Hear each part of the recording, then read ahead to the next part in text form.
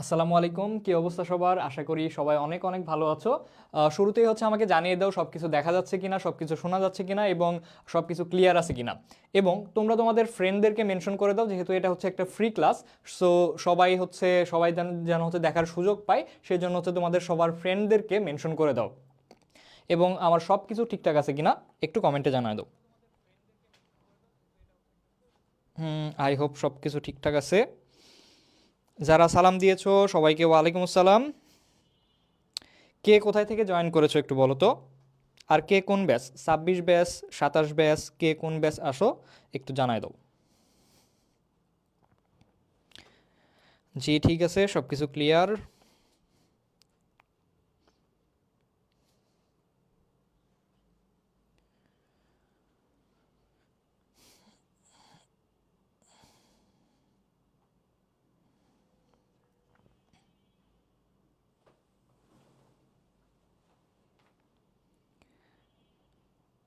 স্বর্ণা আক্তার গাজীপুর থেকে। অমানিশা জাহান, বাহ নামটা সুন্দর তো, নরসিংদী থেকে। আচ্ছা, ম্যাক্সিমাম দেখা যাচ্ছে যে তোমরা 26 ব্যাচ। সিলেট থেকে একজন আসো, ময়মনসিংহ থেকে একজন আসো, মোটামুটি সব জায়গা থেকে আসো দেখা যাচ্ছে। পুরো বাংলাদেশকে একসাথে নিয়ে হচ্ছে আমরা আজকের ক্লাসটা শুরু করব। আচ্ছা, আমাদের আজকের যে চ্যাপ্টারটা আছে জ্যামিতিক আলোক বিজ্ঞান, এই চ্যাপ্টারটা আসলে হচ্ছে মোটামুটি ইজিয়ার ধরা যায়। আগে তো তোমাদের হচ্ছে যখন 25 ব্যাচ পর্যন্ত ছিল, তোমাদের হচ্ছে মানে তখন দেখা যেত যে শর্ট সিলেবাস, ফুল সিলেবাস এরকম ভাগ ভাগ করে পড়ানো হয়তো। দেখা যেত যে এই চ্যাপ্টারটা হচ্ছে আমাদের শর্টের বাইরের চ্যাপ্টারে পড়ে গেছে। যেহেতু এখন থেকে তোমাদের হচ্ছে সব কিছুই মানে পুরো সিলেবাস নিয়েই তোমাদের পরীক্ষাটা হবে, সো তোমাদের তো শর্ট ফুল বলতে কিছু নাই। সো এই চ্যাপ্টারটা হচ্ছে অবশ্যই খুবই important, both for HSC and medical. মেডিকেলে হচ্ছে দেখা যায় যে এই চ্যাপ্টারটা মেইনলি হচ্ছে ম্যাথমেটিক্যাল বেসড, কিছু কিছু ম্যাথ আসতে দেখা যায়। সবগুলা ম্যাথ সহ যা যা লাগে আমি সবই হচ্ছে এই ক্লাসের মধ্যে শেষ করে দেওয়ার ট্রাই করব। তোমরা যেহেতু অনেকেই 26 ব্যাচ আছো, 27 ব্যাচ আছো, 27 তো একদমই নতুন। সো তোমরা হচ্ছে অনেকেই এই চ্যাপ্টারটা হচ্ছে মানে একদম নতুন, জীবনে প্রথমবার পড়তেছে এমনও হইতে পারো। কিন্তু আজকের ক্লাসটা করার পর আশা করি এমনটা মনে হবে না যে তোমরা হচ্ছে প্রথমবার পড়ছো। আমি সেইভাবে হচ্ছে শুরু থেকে শেষ পর্যন্ত যা যা লাগে, যা যা বোঝানো লাগে আমি সব কিছুই শেষ করে দিব। ঠিক আছে? আহ, ঠিক আছে, তাহলে হচ্ছে আমরা শুরু করে ফেলি।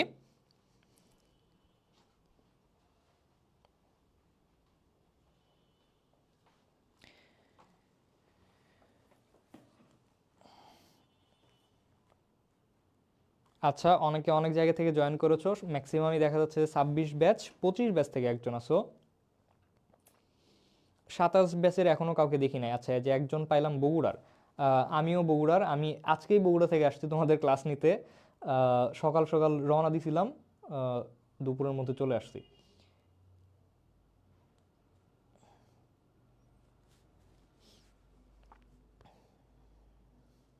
আচ্ছা ঠিক আছে, আমরা হচ্ছে দেখো প্রথম থেকে শুরু করি।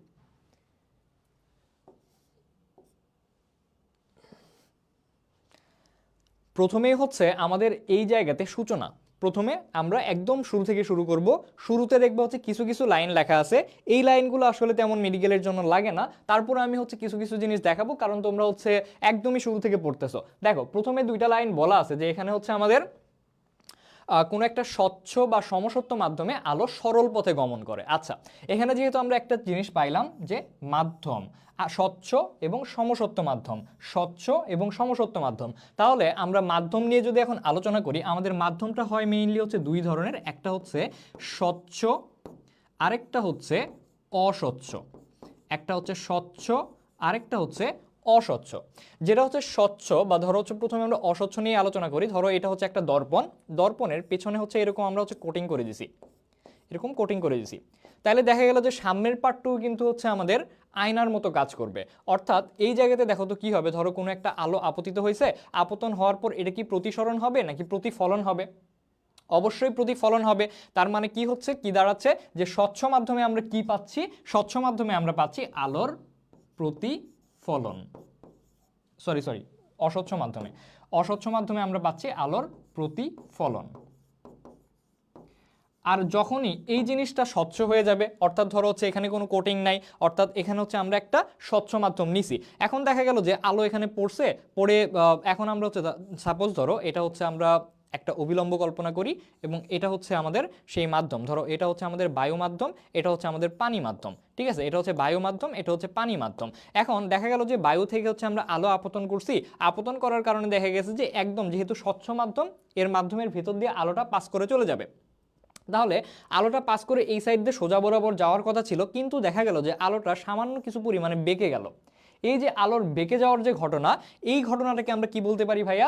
এই ঘটনাটাকে আমরা বলতে পারি আলোর প্রতিসরণ। তাহলে যখনই আমরা একটা স্বচ্ছ মাধ্যম নিচ্ছি, সেখানে আমরা কি দেখতেছি? সেখানে আমরা দেখতেছি হচ্ছে আলোর প্রতিসরণ হচ্ছে। আলোর কি হচ্ছে? আলোর প্রতিসরণ হচ্ছে। এই জিনিসগুলো তোমরা হচ্ছে 9-10-এও পড়ে আসছো। 9-10-এ এই প্রতিসরণের জিনিসপত্র নিয়ে অনেক কথা ছিল, বা একটা চ্যাপ্টারেই ছিল হচ্ছে প্রতিসরণ নিয়ে, আলোর প্রতিসরণ নামে একটা চ্যাপ্টার ছিল। সো ওই চ্যাপ্টারে তোমরা হচ্ছে পুরোটা ডিটেলসে পড়ে আসছো। এখন আমরা হচ্ছে যদি পরের দিকে যাই, দেখো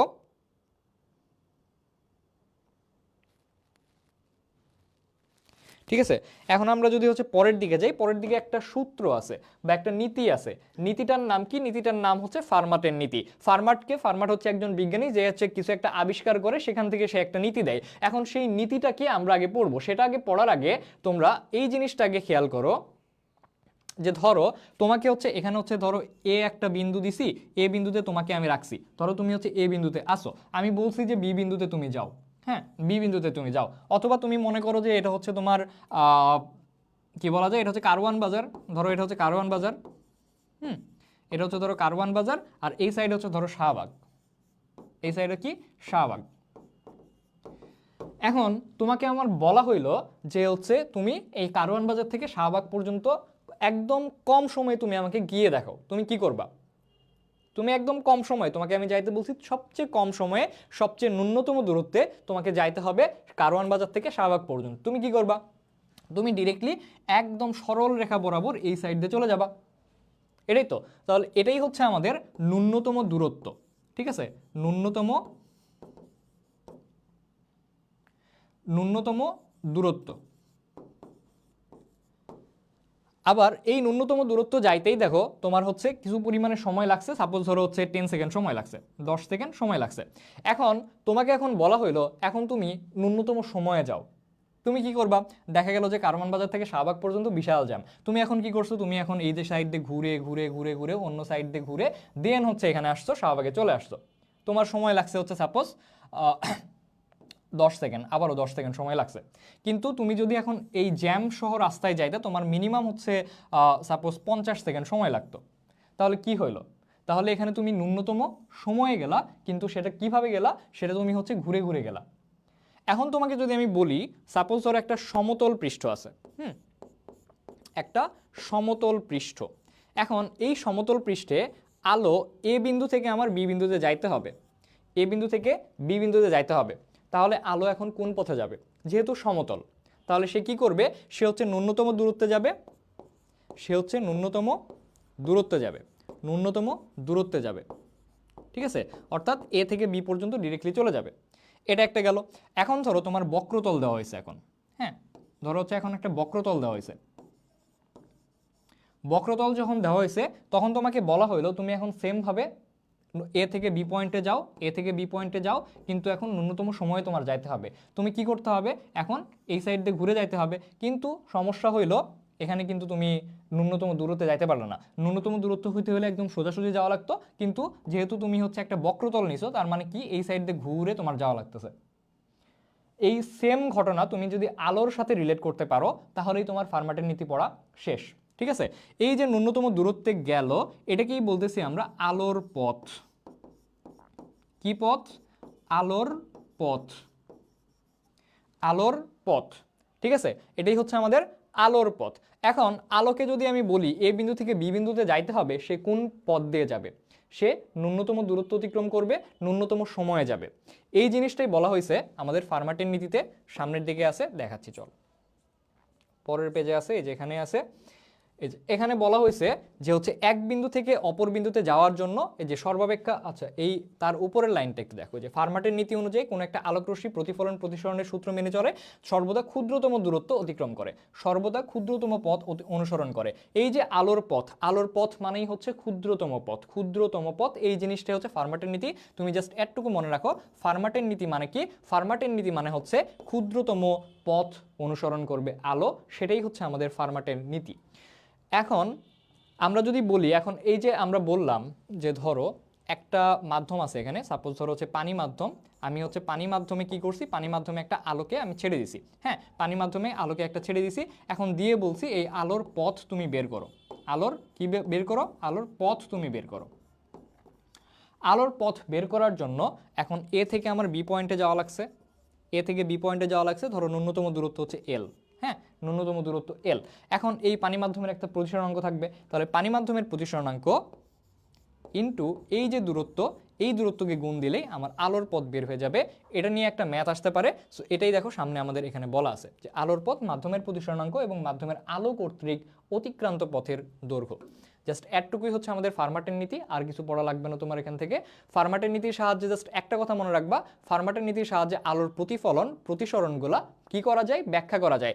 তোমরা ভৌত আলোক বিজ্ঞান চ্যাপ্টার যদি দেখে থাকো, ভৌত আলোক বিজ্ঞান চ্যাপ্টারের একদম শুরুতে দেখবা হচ্ছে কিছু কিছু টপিক বলা আছে, যে হচ্ছে কয়েকটা নীতি বলা আছে, যেমন হচ্ছে ধরো নিউটনের কণা তত্ত্ব, তারপর হচ্ছে ম্যাক্সওয়েলের তরঙ্গ তত্ত্ব, তারপর হচ্ছে আমাদের আইনস্টাইনের হচ্ছে তড়িৎচুম্বকীয় তত্ত্ব, সো অনেকগুলো তত্ত্ব বলা আছে। এই তত্ত্বের আন্ডারে দেখবা হচ্ছে কিছু কিছু জিনিস ব্যাখ্যা করা যায়, যে এটার মাধ্যমে এটা ব্যাখ্যা করা যায়, ব্যতিচার ব্যাখ্যা করা যায়, ওইটার মাধ্যমে সমাবর্তন ব্যাখ্যা করা যায়। এইরকম এইটার মাধ্যমে তুমি মনে রাখবা যে ফার্মাটের নীতির সাহায্যে কি ব্যাখ্যা করা যায়, আলোর প্রতিফলন এবং প্রতিসরণ ব্যাখ্যা করা যায়। এখন এই সামনের দিকে আছে আমাদের প্রতিফলন প্রতিসরণের সূত্রাবলী। এখানে দেখো এই যে সবগুলা বলা আছে, যে হচ্ছে আবিষ্কারককে পিয়ারে ফার্মাট, আবিষ্কারের সাল কত 1650, বিবৃতিটা একবার পড়বা, আর প্রয়োগটা কোথায়, যে আলোর প্রতিফলন এবং প্রতিসরণ নির্ণয়ে ব্যবহার করা হয়।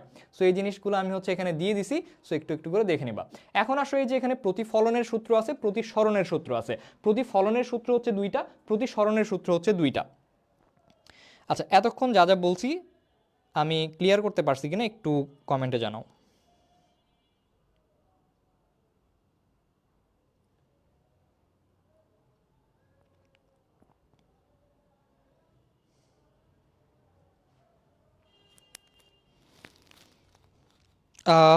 হ্যাঁ আমাদের হচ্ছে মানে ইসাক স্যারের বইটাই পড়ানো হয়, তার কারণটা হচ্ছে মেডিকেলের জন্য ইসাক স্যারের বইটাই হচ্ছে মেইন বই। আর বাদ বাকি যে বইগুলো আছে, যেমন ধরো তপন স্যারের বই, তপন স্যারের বই থেকে জাস্ট কিছু কিছু এক্সট্রা ইনফোগুলো লাগে, ওই জিনিসগুলো হচ্ছে আমি ক্লাসেই বলে দেই সবসময়, যতবারই হচ্ছে ক্লাস নেই দেখা যায় যে হচ্ছে তপন স্যারের যে এক্সট্রা ইনফোগুলো আছে দুই একটা, যেগুলো খুবই ইম্পর্টেন্ট, সেই জিনিসগুলো আমি হচ্ছে ক্লাসে রিপিট করি। সো তোমাদের হচ্ছে ওই জিনিসটা নিয়ে আসলে চিন্তা করার কোনো দরকার নাই যে কোন বই পড়বো কোন বই পড়বো না, তোমরা জাস্ট একটা বই ফলো করো, এটাতেই হয়ে যাবে। ফিজিক্সের 15 মার্ক আশা করি খুব বেশি কঠিন হবে না তোলা, ঠিক আছে। সো এখন আসো এই যে প্রতিফলনের সূত্র, প্রতিফলনের সূত্র হচ্ছে দুইটা, একটা হচ্ছে প্রথম সূত্র, দ্বিতীয় সূত্র। এই জিনিসটা তোমরা 9, 10-এও পড়ে আসছো, সম্ভবত ক্লাস 8-এও ছিল। আচ্ছা এখন প্রতিফলনের প্রথম সূত্র যেটা, সেটা হচ্ছে ধরো প্রতিফলন, একটা আমি হচ্ছে এখানে একটা দর্পণ নিছি, হ্যাঁ এখানে হচ্ছে একটা দর্পণ নিছি, এটা হচ্ছে একটা অভিলম্ব। এখন ধরো আমি এখানে আলোটাকে আপতন করছি, আপতন মানে কি, ফালানো। আলোটাকে ফালানোর কারণে, যেহেতু এটা হচ্ছে একটা অস্বচ্ছ মাধ্যম, যেহেতু এর একটা কি অস্বচ্ছ মাধ্যম, তাহলে কি করবে, আলোটা এইভাবে প্রতিফলিত হয়ে যাবে, প্রতিফলিত হয়ে যাবে। অর্থাৎ এখানে হচ্ছে একটা আপতন বা আপতিত রশ্মি থাকবে, একটা প্রতিফলিত রশ্মি থাকবে, যার কারণে একটা আপতন কোণের তৈরি হবে, একটা প্রতিফলন কোণের তৈরি হবে, তাই তো। এখন আর এই আপতন কোণ এবং প্রতিফলন কোণ যার মাধ্যমে নির্ণয় করা যায়, যার সাপেক্ষে নির্ণয় করা হয়, সেটাকে বলা হয় অভিলম্ব। তাহলে এই যে আপতিত রশ্মি, এই যে প্রতিফলিত রশ্মি, এই যে অভিলম্ব, সবগুলা একটা তলে অবস্থান করে, এটাই হচ্ছে আমাদের প্রথম সূত্র। দ্বিতীয় সূত্রে বলা হচ্ছে যে এই যে আপতন কোণ, এই আপতন কোণ এবং এই প্রতিফলন কোণ, এই দুইটা সবসময় কি হবে, সমান হবে। অর্থাৎ আপতন কোণকে আই দ্বারা লেখা হয় এবং প্রতিফলন কোণকে হচ্ছে আমাদের প্রতিসরণকে হচ্ছে আর দ্বারা লেখা হয়। সো এখানে আমরা আই এবং হচ্ছে আর সমান হবে, ঠিক আছে। এই দুইটা তুমি মনে রাখতে পারো, যে হচ্ছে প্রতিফলনের দ্বিতীয় সূত্রে আপতন কোণ ইকুয়াল টু প্রতিফলন কোণ, এই দুইটা অলওয়েজ সমান হবে। এখন প্রতিসরণের ক্ষেত্রেও সেম জিনিসটাই, জাস্ট সূত্র হচ্ছে দুইটা আলাদা না, দুইটা প্রায় সেম সূত্র, যে প্রতিফলনের প্রথম সূত্র একটা আছে, দ্বিতীয় সূত্র একটা আছে। প্রথম সূত্রটা সেম, যে প্রথম সূত্রের ক্ষেত্রে দেখা যায় যে ধরো এটা হচ্ছে আমাদের একটা অভিলম্ব, এটা হচ্ছে একটা ধরো মাঝখানের মাঝখানের ব্যারিয়ার, বা এখানে একটা মাধ্যম দেওয়া আছে, ধরো এটা হচ্ছে আমাদের বায়ু মাধ্যম, এটা হচ্ছে পানি মাধ্যম, এটা হচ্ছে বায়ু মাধ্যম, এটা হচ্ছে পানি মাধ্যম। আমি এখন কি করছি, বায়ু মাধ্যম থেকে আলোটাকে এইভাবে ফালাইছি, যার কারণে একটা আপতন কোণের তৈরি হয়েছে।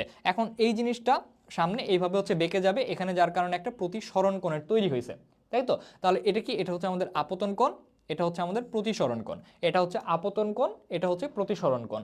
এখন এখানে হচ্ছে একটা আপতিত রশ্মি আছে, একটা প্রতিসরিত রশ্মি আছে, এবং একটা অভিলম্ব আছে। তাহলে এই যে আপতিত রশ্মি, এই যে প্রতিসরিত রশ্মি, এবং এই যে তোমার কি বলে অভিলম্ব, এই সবগুলো কি থাকবে, আবারও সেমভাবে একটা সমতলে অবস্থান করবে। এটাই হচ্ছে আমাদের প্রথম সূত্র, সমতলে অবস্থান করবে, এটাকে বলা হয় প্রথম সূত্র। এখন দ্বিতীয় সূত্রে যেটা বলছে, দ্বিতীয় সূত্রে একটা স্পেশাল নাম আছে যেটাকে বলা হয় স্নেলের সূত্র। Snail, not snail. স্নেইল মানে তো হচ্ছে কি বলে শামুক, শামুক ওই শামুক না, এটা হচ্ছে বিজ্ঞানী স্নেল। স্নেলের নাম অনুসারে দেখো কি বলা হয়েছে, এই যে আপতন কোণ এবং এই যে প্রতিসরণ কোণ, এই আপতন কোণ এর সাইন এবং প্রতিসরণ কোণের সাইন এর অনুপাত একটা ধ্রুব সংখ্যা, এই ধ্রুব সংখ্যাকে কি বলা হয়, প্রতিসরণাঙ্ক বলা হয়। এটাই হচ্ছে আমাদের স্নেলের সূত্র, বা হচ্ছে প্রতিসরণের দ্বিতীয় সূত্র। সো এই জিনিসগুলো একটু একটু দেখবা, এইগুলাতে আমি হচ্ছে বেশি টাইম ওয়েস্ট করব না। এখন পূর্ণ অভ্যন্তরীণ প্রতিফলন, পূর্ণ অভ্যন্তরীণ প্রতিফলনটা বোঝার জন্য আগে দুইটা আমার শর্ত জানতে হবে। পূর্ণ অভ্যন্তরীণ প্রতিফলনের ক্ষেত্রে আমার প্রথমত নাম্বার ওয়ান যেটা, ফার্স্ট অফ অল হচ্ছে মাধ্যমটা বা আলোটাকে কি করতে হবে, ঘন মাধ্যম থেকে হালকা মাধ্যমে নিতে হবে, ঘন মাধ্যম থেকে হালকা মাধ্যমে নিতে হবে। ঘনমাধ্যম থেকে হালকা মাধ্যমে নিতে হবে, ঠিক আছে? ঘনমাধ্যম থেকে হালকা মাধ্যমে নিতে হবে, ঘনমাধ্যম থেকে হালকা মাধ্যমে নিতে হবে, এটা হচ্ছে 1 নম্বর শর্ত। 2 নম্বর শর্ত যেটা, সেটা হচ্ছে আমাদের সংকট কোণ, আপতন কোণটা কি হইতে হবে, আপতন কোণটা হচ্ছে সংকট কোণের চেয়ে বেশি হইতে হবে। আপতন কোণ কি হইতে হবে, সংকট কোণের চেয়ে বেশি হইতে হবে। আপতন কোণ গ্রেটার দেন সংকট কোণ। এখন তোমরা আমাকে বলতে পারো যে ভাই সংকট কোণ আবার কি জিনিস, খায় নাকি মাথায় দেয়, এটা আবার কি সংকট কোণ, কি জিনিস? সংকট কোণ বোঝার জন্য আমাকে আবারও শুরু থেকে বুঝাইতে হবে যে ধরো এখানে হচ্ছে আমরা আমি এটা হচ্ছে বোর্ডে যাই,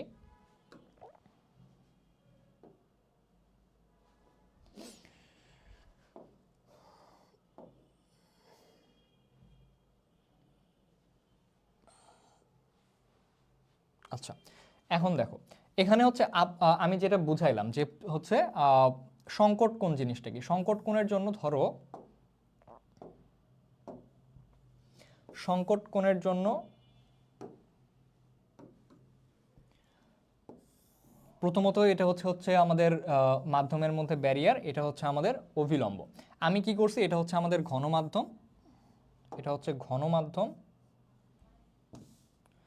এটা হচ্ছে ঘনমাধ্যম, আর এটা হচ্ছে আমাদের হালকা মাধ্যম, বা হালকা মাধ্যমকে তুমি হচ্ছে বায়ু ধরতে পারো, আর পানি মাধ্যমকে, ঘনমাধ্যমকে হচ্ছে পানি ধরতে পারো, ঠিক আছে? আমি কি করছি, আমি হচ্ছে একটা আলোকে এই ঘনমাধ্যম থেকে আপতন করছি, আপতন করার কারণে এখানে প্রতিসরণ তো হবে অবশ্যই, প্রতিসরিত হয়ে সামান্য পরিমাণে বেঁকে গেল।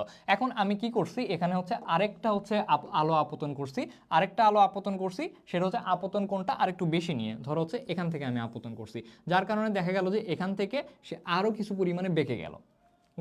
3 নাম্বার কন্ডিশন, 3 নাম্বার কন্ডিশন আমরা কি বলতে পারি, যে এখানে আমরা আরেকটা আলো আপতন করছি, যার কারণে দেখা গেছে যে এই যে প্রতিসরিত রশ্মি, প্রতিসরিত রশ্মিটা একদম এই ধারটা ঘেঁষে গেছে, একদম এই পুরাপুরি তোমার দুইটা মাধ্যমের যে ধারটা আছে বা দুইটা মাধ্যমের যেই মিডল পয়েন্টটা আছে, এই মিডল পয়েন্টটা ঘেঁষে গেছে, ঠিক আছে? তাহলে যেই এখানে দেখো তো, তাহলে হচ্ছে আমাদের প্রতিসরণ কোণটা কতটুকু হইলো, প্রতিসরণ কোণটা হইলো আমাদের 90 ডিগ্রি, প্রতিসরণ কোণ কত হইলো, 90 ডিগ্রি হইলো। অর্থাৎ যেই আপতন কোণের জন্য প্রতিসরণ কোণের মান 90 ডিগ্রি হয়, সেই আপতন কোণকে বলা হয় সংকট কোণ, সেই আপতন কোণকে কি বলা হয়, সংকট কোণ বলা হয়, সেই আপতন কোণকে কি বলা হয়, সংকট কোণ বলা হয়। যেই আপতন কোণের জন্য প্রতিসরণ কোণের মান 90 ডিগ্রি হয়, সেই আপতন কোণকে বলা হয় সংকট কোণ।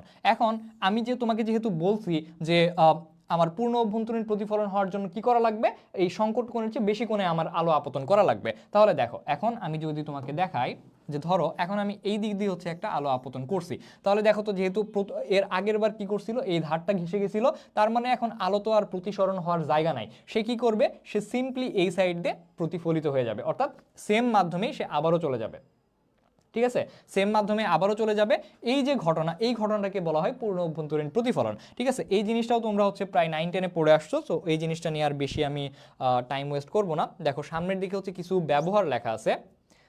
এই যে পূর্ণ অভ্যন্তরীণ প্রতিফলনের দুইটা শর্ত খুবই ইম্পর্টেন্ট, অবশ্যই ঘন মাধ্যম থেকে হালকা মাধ্যমে যেতে হবে, আপতন কোণের মান সংকট কোণের চেয়ে বেশি হতে হবে, এই দুইটা শর্ত ভোলা যাবে না। এখন আসো পূর্ণ অভ্যন্তরীণ প্রতিফলনের কিছু প্রয়োগ আছে। ফার্স্ট অফ অল হচ্ছে আমাদের আলোকবাহী তন্তু বা অপটিক্যাল ফাইবার, এই জিনিসটা প্রথমে আবিষ্কার করা হয় কেমনে, যে ধরো হচ্ছে প্রথমে যে জিনিসটা হয়তো আমরা স্যাটেলাইটের মাধ্যমে হচ্ছে করতাম, স্যাটেলাইটের মাধ্যমে হচ্ছে ডেটাগুলো ট্রান্সফার করতাম। ধরো এই জায়গা থেকে প্রথমে হচ্ছে এটা হচ্ছে আমাদের পৃথিবীর এই প্রান্ত থেকে প্রথমে স্যাটেলাইটে একটা ডাটা যায়, তো এই স্যাটেলাইট থেকে আবারও পৃথিবীর এই অপর প্রান্তে ডাটাটা চলে আসতো, অর্থাৎ এখান থেকে এখানে যাওয়া লাগতো, আবার এখান থেকে এখানে আসা লাগতো, বিশাল পরিমাণে হচ্ছে একটা সময় মানে গ্যাপ দেখা যেত যে 4 থেকে 5 সেকেন্ডের ডিলে হচ্ছে, 4 থেকে 5 সেকেন্ডের মতো ডিলে হচ্ছে। এই যে 4 থেকে 5 সেকেন্ড ডিলে হচ্ছে, এটাকে বলা হয় ল্যাটেন্সি। এই ল্যাটেন্সিটাকে কমানোর জন্য তখন তারা চিন্তা করলো যে হচ্ছে কোনো একটা কিছু করা যায় কিনা যাতে এই ল্যাটেন্সিটা কমানো যায়। তখন তারা কি করলো, যে তারা ভাবলো যে আমাদের পৃথিবীতে সবচেয়ে দ্রুত চলে কোনটা, সবচেয়ে দ্রুত চলে লাইট, সবচেয়ে দ্রুত চলে কে, আলো। এই আলোকে, এই ডাটাকে যদি আমরা আলোতে ট্রান্সফার করতে পারি, তাহলে সিম্পলি আমরা খুব সহজেই হচ্ছে ডাটাগুলোকে ট্রান্সফার করতে পারবো। সো তখন তারা কি করলো, এই ডাটাগুলোকে আলোতে ট্রান্সফার করলো। আলোতে ট্রান্সফার করার পর তারা কি করলো, একটা অপটিক্যাল ফাইবার তৈরি করলো। এই অপটিক্যাল ফাইবারের মধ্য দিয়ে আলোটা খুব দ্রুত এইভাবে হচ্ছে পূর্ণ অভ্যন্তরীণ প্রতিফলনের মাধ্যমে এক জায়গা থেকে আরেক জায়গায় চলে যেতে পারতেছে। এটাই হচ্ছে আমাদের পূর্ণ অভ্যন্তরীণ প্রতিফলনের একটা খুবই ইম্পর্টেন্ট প্রয়োগ, সেটা হচ্ছে অপটিক্যাল ফাইবার বা আলোকবাহী তন্তু। এখন এই যে আলোকবাহী তন্তু বা অপটিক্যাল ফাইবারের ব্যাস কত, নট ব্যাসার্ধ, ব্যাস কত, ব্যাস হচ্ছে 10⁻5 মিটার, ব্যাস কত 10⁻5 মিটার। যদি ব্যাসার্ধ আসে তাহলে 10⁻5 ডিভাইডেড বাই 2, ঠিক আছে, ব্যাসার্ধ আসলে 10⁻5 ডিভাইডেড বাই 2 দিতে হবে। এখন আমরা সামনের দিকে দেখো, এখানে আরো কিছু ব্যবহার দেওয়া আছে অপটিক্যাল ফাইবারের। দেখো দেহের অভ্যন্তরে বিভিন্ন অংশের চিত্র তৈরি করার জন্য, এই জিনিসগুলো একটু মুখস্থ, সো একটু একটু করে করতে হবে। সামনে বোঝানোর টপিক অনেক হিউজ বোঝানোর টপিক আছে, সেই জিনিসগুলো আমি অনেক ডিপলি বুঝাবো যেন তোমরা হচ্ছে এই জিনিসটা ক্লাস থেকেই শিখে যাইতে পারো। এখন এখানে হচ্ছে কিছু কিছু জিনিস আছে, যেমন ধরো হচ্ছে বিভিন্ন অংশে চিত্র তৈরি করার কাজে, যেমন ধরো হচ্ছে আমরা তোমার হচ্ছে যে ধরো হচ্ছে আলসার হয়েছে, আলসার হওয়ার জন্য এখন স্টোমাকের ভিতরে তো দেখতে হবে, আমার বাইরে থেকেই তো দেখতে হবে। এখন আমি আলসার দেখার জন্য তো হচ্ছে পেটটা কেটে দেখতে পারি না, সো এই জন্য আমরা যে জিনিসটা ইউজ করি সেটা হচ্ছে এন্ডোস্কোপি। এখন এন্ডোস্কোপি করার জন্য এই অপটিক্যাল ফাইবারটা ইউজ করা হয়, তারপরে কোলোনোস্কোপি করার জন্য এই অপটিক্যাল ফাইবারটা ইউজ করা হয়। সো বিভিন্ন কাজে, চিকিৎসা ক্ষেত্রে এর অনেক হিউজ ব্যবহার আছে। সো এই জিনিসগুলো একটু একটু দেখবা। প্রিজম থেকে কিছু টেলিস্কোপ থেকে কিছু লাগবে না। এখন গলীয় তলে প্রতিসরণ, আচ্ছা এখানে দেখো একটা কথা বলা আছে, কোনো মাধ্যমের পরম প্রতিসরণাঙ্ক 1-এর চেয়ে কম হইতে পারে না, 1-এর চেয়ে কম হতে পারে না। খুবই ইম্পর্টেন্ট একটা এমসিকিউ, পরম প্রতিসরণাঙ্কর মান কত হবে, অলওয়েজ 1-এর চেয়ে বেশি হবে। কেন হবে, এখন তোমাকে যদি আমি বলি পরম প্রতিসরণাঙ্ক মানে কি, প্রতিসরণাঙ্ক পরম মানে কি, কোনো একটা শূন্য মাধ্যমের সাপেক্ষে। তুমি পরম মানেই দেখবা সবগুলা হচ্ছে শূন্য মাধ্যমের সাপেক্ষে, তাহলে পরম মানে হচ্ছে শূন্য মাধ্যমের সাপেক্ষে, ধরো হচ্ছে শূন্য মাধ্যমে আলোর বেগ, শূন্য মাধ্যমে আলোর বেগ ডিভাইডেড বাই যেই মাধ্যমের আমরা প্রতিসরণাঙ্ক বের করব সেই মাধ্যমের আলোর বেগ। আমরা জানি যে শূন্য মাধ্যমের আলোর বেগটা হচ্ছে আলোর বেগ, আর সেই মাধ্যমের বেগ, শূন্য মাধ্যমের আলোর বেগ অলওয়েজ হয় ম্যাক্সিমাম। শূন্য মাধ্যমের আলোর বেগ কি হয়, অলওয়েজ হয় ম্যাক্সিমাম। অর্থাৎ এই মাধ্যম মানে হচ্ছে অন্য কোনো মাধ্যমের তুলনায় শূন্য মাধ্যমের আলোর বেগটা কি হবে, অবশ্যই বড় হবে। তাহলে যদি হচ্ছে উপরে যদি বড় জিনিস থাকে আর নিচে যদি হচ্ছে ছোট জিনিস থাকে, উপরে যদি বড় জিনিস থাকে নিচে যদি ছোট জিনিস থাকে, তাহলে সেই ভগ্নাংশের মান কত হয়, অবশ্যই 1-এর চেয়ে বেশি হবে না, 1-এর চেয়ে বেশি হবে। এই জন্যই বলা হচ্ছে পরম প্রতিসরণাঙ্কের মান 1-এর চেয়ে কি হতে পারে না, কম হতে পারে না, সবসময় 1-এর চেয়ে বেশি হয়। এই জিনিসটা একটু দেখবা। আর এখানে হচ্ছে লেন্স প্রস্তুতকারকের একটা সূত্র আছে, এই সূত্রটা একটু দেখবা, তাহলেই হবে। এই যে এখানে কোথায় গেল, এই যে 1/f equal to μ2/μ1 -1 into 1/r1 -1/r2। Just এতটুকু এখান থেকে তুমি জাস্ট এইটাই মনে রাখবা যে এখানে আমার কি কি আছে, যে μ2 আছে, এখানে হচ্ছে আমার μ2 আছে, μ1 আছে, R1 আছে, R2 আছে, জাস্ট 4টা কথা মনে রাখো। দেখো মিউ2 মানে কি, অবশ্যই কোন একটা মাধ্যমের প্রতিসরাঙ্ক বোঝাচ্ছে। মিউ1 মানে কি, আরেকটা মাধ্যমের প্রতিসরাঙ্ক বোঝাচ্ছে। R1 R2 মানে দুইটা গোলকের আমার ব্যাসার্ধ বোঝাচ্ছে। আটটা। এখন এই যে লেন্স প্রস্তুতকারকের সূত্র, এই সূত্রের প্রয়োগ বা এই সূত্রটা কার কার উপর নির্ভর করে? একটা মাধ্যম, আরেকটা মাধ্যম এবং ওই দুইটা গোলকের ব্যাসার্ধের উপর। তাহলে দেখো লেন্সের মাধ্যম, বেষ্টনকারী মাধ্যম, লেন্স দুইটা তলের বক্রতার ব্যাসার্ধ দ্বারা নির্ধারিত হয়। এখন লেন্সটা তৈরি হয় কেমন? ধরো হচ্ছে এটা হচ্ছে একটা লেন্স, এখন এই লেন্সটা একটা হচ্ছে গোলকের অংশ, এই সাইডে হচ্ছে একটা গোলকের অংশ। তার মানে কি দুইটা হচ্ছে এখানে আমরা বক্রতার পাচ্ছি না, যে বক্রতার ব্যাসার্ধ পাচ্ছি না। এটা থেকে এটা হচ্ছে একটা বক্রতার ব্যাসার্ধ, এটা থেকে এটা একটা বক্রতার ব্যাসার্ধ, এটা হচ্ছে R1, এটা হচ্ছে R2। তার মানে এই যে তোমার এফ মান হচ্ছে ফোকাস দূরত্ব, সামনে আছে কি জিনিস একটু পরেই বলতেছি। সো এই জিনিসটা হচ্ছে আমার কার কার উপর নির্ভর করতেছে? এই বক্রতার দুইটা ব্যাসার্ধের উপর নির্ভর করতেছে এবং দুইটার মাধ্যমের উপর নির্ভর করতেছে। জাস্ট এতটুকু মনে রাখো, তোমার আর কিচ্ছু লাগবে না। এখন সামনে আসো, সামনে হচ্ছে কিছু কিছু জিনিস আছে। এই জিনিসটা এখন প্রথমে হচ্ছে আমরা এই চ্যাপ্টারের প্রথম একটা ম্যাথ পেয়ে গেছি। হ্যাঁ, আমার ক্লাস সম্ভবত আজকেই প্রথম করতেছো, কারণ তোমাদের ক্লাস আমি আগে নিই নাই। আমি হচ্ছে আগে 25 ব্যাচের যত মানে 23, 24, 25 সবগুলো ব্যাচেরই ক্লাস নিছি। তোমাদের ব্যাচের ক্লাস হচ্ছে আজকে আমার প্রথম। ইনশাআল্লাহ সামনে হচ্ছে আরও অনেক ক্লাস পাবা। আমি মেইনলি হচ্ছে পেইড ব্যাচগুলোতে ক্লাস নিতাম। ধরো দেখা যায় যে হচ্ছে প্রি মেডিকেল, তারপর হচ্ছে হোয়াইট অ্যাপ্রন, সবগুলোতে হচ্ছে আমি ক্লাস নিছি। সো তোমাদের যে পাবলিক পেজে খুব একটা ক্লাস নেওয়া হয় না আমার, তার কারণটা হচ্ছে প্রাইভেট ব্যাচের ক্লাসগুলো নিয়ে নিয়ে আর আসলে হচ্ছে সময় ওইরকম কুলাইতে পারি নাই, পরে আর নিতে পারি নাই। এই জন্য এখন থেকে আমি চিন্তা করছি তোমাদের পাবলিকের জন্য অনেক বেশি ক্লাস নিব এবং অনেকগুলো ফ্রি ক্লাস দিব। তার সাথে সাথে হচ্ছে আরও অনেকগুলো সামনে অনেক সুন্দর সুন্দর সিরিজ আসতেছে, সবগুলোই হচ্ছে তোমরা সামনে আমাদের পেজে হচ্ছে ভিডিও আকারে পাবা। ঠিক আছে? সামনে হচ্ছে আমাদের মিডি ম্যাথের একটা সিরিজ শুরু করতেছি। তারপরে ধরো হচ্ছে ফিজিক্সের কিছু কিছু ছোট ছোট টপিক নিয়ে, মানে যে জিনিসগুলো হচ্ছে বুঝতে একটু কঠিন হয়, ওই জিনিসগুলো নিয়ে একটু একটু করে আলোচনা করে ছোট ছোট ভিডিও দিয়ে হচ্ছে সিরিজগুলো আমি বানাবো। ইনশাল্লাহ সামনে তোমরা আমাকে পাবা, পুরো দমেই পাবা। এতদিন হচ্ছে আমার প্রফ চলতেছিল, কয়েকদিন আগে আমার প্রফ শেষ হয়েছে, এই কারণে হচ্ছে তোমাদের বেশি সময় দিতে পারি নাই। এখন যেহেতু আমার প্রফ শেষ, সো পুরো দমে তোমাদের আমি হচ্ছে এখন সময় দেবো। এখন দেখো এখানে হচ্ছে একটা ম্যাথ আছে, আমাদের এই চ্যাপ্টারের প্রথম ম্যাথ, খুবই ইম্পর্টেন্ট। যে এখানে আমার বলছে বায়ু সাপেক্ষে পানি কাঁচের প্রতিসরাঙ্ক এত এত, দেখাও যে পানিতে একটা কাঁচ লেন্সের ফোকাস দূরত্ব বায়ুতে ফোকাস দূরত্বের 4 গুণ। এখন তোমার তো মেডিকেলে কোশ্চেন আসবে না যে দেখাও যে, প্রমাণ করো যে, এমন তো কোশ্চেন আসবে না। এখন তোমার কি করা লাগবে? তার মানে একটা ম্যাথ, মানে এই যে যেটুকু অংশ প্রমাণ করা লাগবে, এইটুকু অংশ আমার একটু মুখস্থ করা লাগবে। যে পানিতে একটা কাঁচ লেন্সের ফোকাস দূরত্ব বায়ুর ফোকাস দূরত্বের কত গুণ? 4 গুণ। অর্থাৎ ধরো হচ্ছে বায়ুতে ফোকাস দূরত্ব যদি আমার 20 হয়, আমার পানিতে ফোকাস দূরত্ব কত হবে? পানিতে ফোকাস দূরত্বের 4 গুণ হবে। অর্থাৎ 20-এর সাথে 4 গুণ দিবা, তোমার যা হবে তাই হচ্ছে আমাদের আনসার। তাহলে কত হবে? 80 সেন্টিমিটার হবে। 80 সেন্টিমিটার। এখন দেখো এই যে যদি লেন্সের ফোকাস দূরত্ব 60 সেন্টিমিটার হয়, পানিতে ফোকাস দূরত্ব কত হবে? যদি লেন্সের ফোকাস 60 সেন্টিমিটার হয়, পানিতে ফোকাস দূরত্ব কত হবে? তোমার কোশ্চেন দিবে এইভাবে, তোমার কোশ্চেন থাকবে জাস্ট এই যে পরের অংশটুকু, তোমার কোশ্চেন থাকবে পরের অংশটুকু। ঠিক আছে? তোমার কোশ্চেন থাকবে পরের অংশটুকু, তোমার উপরের অংশ দিবে না। বলবে হচ্ছে যদি লেন্সের ফোকাস দূরত্ব 60 সেন্টিমিটার হয়, পানিতে ফোকাস দূরত্ব কত? তুমি তো এখন ভেজালে পড়ে যাওয়া যে একটা ফোকাস দূরত্ব দেওয়া আছে, তাহলে পানিতে আবার কেমনে কি খায় নাকি মাথায় দিয়ে কি কেমনে ম্যাথ করে না করে কিছুই তো বুঝবা না তুমি যদি এই জিনিসটা না মনে রাখতে পারো। তাহলে তুমি যে সিম্পলি মনে রাখবা বায়ুতে যেই ফোকাস দূরত্ব হবে তার 4 গুণই হবে পানিতে ফোকাস দূরত্ব। অর্থাৎ এখানে যদি হচ্ছে 60 হয়, 60কে তুমি 4 দিয়ে গুণ দিয়ে দাও, কত হয়? 424, 240। ঠিক আছে? 240 সেন্টিমিটার, 240 সেন্টিমিটার। দেখো পরের দিকে সেম ম্যাথ আরেকটা আছে, এখানে না পরের পেজে আছে মনে, এই যে বায়ুতে একটা কাঁচ লেন্সের ফোকাস দূরত্ব 20 সেন্টিমিটার, আমি তো করাইলামই 20 দিয়ে করাইলাম। 20 সেন্টিমিটার হলে ফোকাস দূরত্ব কত হবে? 4 দিয়ে গুণ দিয়ে দিবা, 4 দুগুণে 80। ঠিক আছে? 80 সেন্টিমিটার হবে। এখন পরের দিকে দেখো, এগুলো লাগবে না, লাগবে না।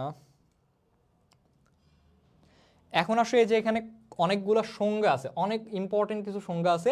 এই সংজ্ঞাগুলো তোমরা 9-10 থেকেই শিখে আসতেছো, যে বিম্ব কি জিনিস, প্রতিসরণ কি জিনিস, বাস্তব অবাস্তব, এই দুইটা পরে বলতেছি।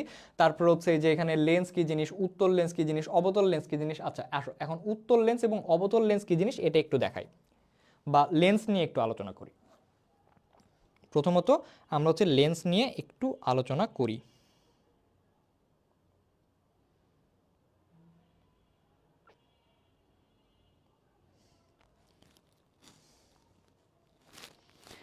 আচ্ছা, তোমাদের একটা জিনিস লিখে দিতে আমি ভুলে গেছি, সেটা হচ্ছে পূর্ণ অভ্যন্তরীণ প্রতিফলনের কিছু প্রয়োগ আছে, বুঝছো? পূর্ণ অভ্যন্তরীণ প্রতিফলনের কিছু প্রয়োগ আছে। প্রয়োগগুলো হচ্ছে আমাদের বইয়ে 2টা লেখা আছে, কিন্তু আমরা হচ্ছে আরও কিছু পড়ব। যেমন ধরো, এটা হচ্ছে বইয়ের পাশে লিখে রাখো, পূর্ণ অভ্যন্তরীণ প্রতিফলন। পূর্ণ অভ্যন্তরীণ প্রতিফলনের প্রয়োগ নাম্বার ওয়ান, সেটা হচ্ছে তোমরা 9-10-এ পড়ে আসছো, মরীচিকা পড়ে আসছো না? মরীচিকা তা আচ্ছা, প্রথমে হচ্ছে নিমজ্জিত টেস্ট টিউবে দেখা যায় পূর্ণ অভ্যন্তরীণ প্রতিফলন। নিমজ্জিত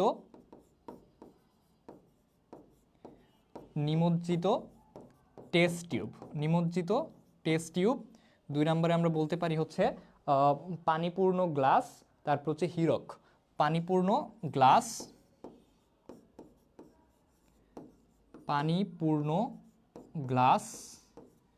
তারপর হচ্ছে হীরক।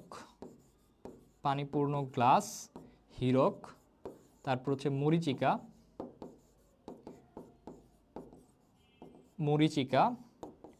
তারপরে আর কি বলা যায়? পানিপূর্ণ গ্লাস, হীরক, মরীচিকা, কুয়াশা এবং অপটিক্যাল ফাইবার তো আমরা পড়ে আসছি, ঠিক আছে? কুয়াশাতেও দেখা যায় আমাদের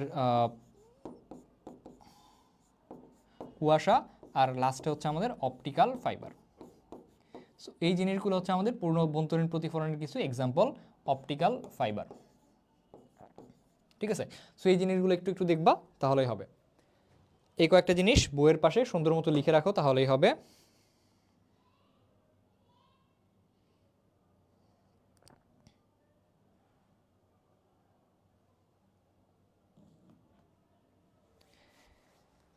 এখন আসো, আমি লেন্সের কথা যেটা বললাম, প্রথমে হচ্ছে আমাদের উত্তল লেন্স। হ্যাঁ, প্রথমে উত্তল লেন্স।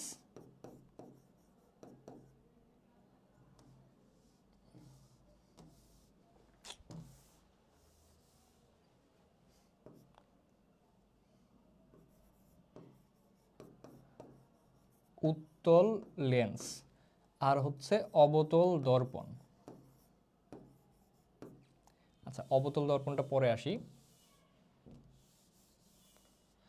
উত্তল লেন্সের ক্ষেত্রে যে জিনিসটা, ধরো হচ্ছে উত্তল লেন্সটা কেমন হবে? উত্তল লেন্সটা হচ্ছে এই যে এরকম, ঠিক আছে? উত্তল লেন্সটা এরকম। এখন তুমি এখানে আলো নিক্ষেপ করছো, ধরো হচ্ছে এটা হচ্ছে আমাদের আচ্ছা, আমি পুরোটা আরেকবার দেখাই, যে এটা হচ্ছে আমাদের উত্তল লেন্স। এখন এটা হচ্ছে আমাদের প্রধান অক্ষটা কি একটু পরে বলতেছি। ধরো হচ্ছে এই সাইড দিয়ে হচ্ছে আমার একটা আলো পড়ছে, এই সাইড দিয়ে আরেকটা আলো পড়ছে। সো এই দুইটা আলো কি হয়ে যাবে? এই দুইটা আলো মিলিত হয়ে প্রধান ফোকাস দিয়ে যাবে। কেন যাবে একটু পরেই ক্লিয়ার হবে, জাস্ট আমি লেন্সটা বোঝানোর জন্য আমি বুঝাচ্ছি, ঠিক আছে? সো এখানে আমার কি হইলো? মিলিত হওয়াকে বলা হয় অভিসারিতা। মিলিত হওয়াকে কি বলা হয়? অভিসারিতা। তার মানে উত্তল লেন্স কি লেন্স? অভিসারী লেন্স। উত্তল লেন্স কি লেন্স? অভিসারী লেন্স। এখন আসো হচ্ছে উত্তল লেন্স গেল, তাহলে এখন আসো অবতল লেন্স।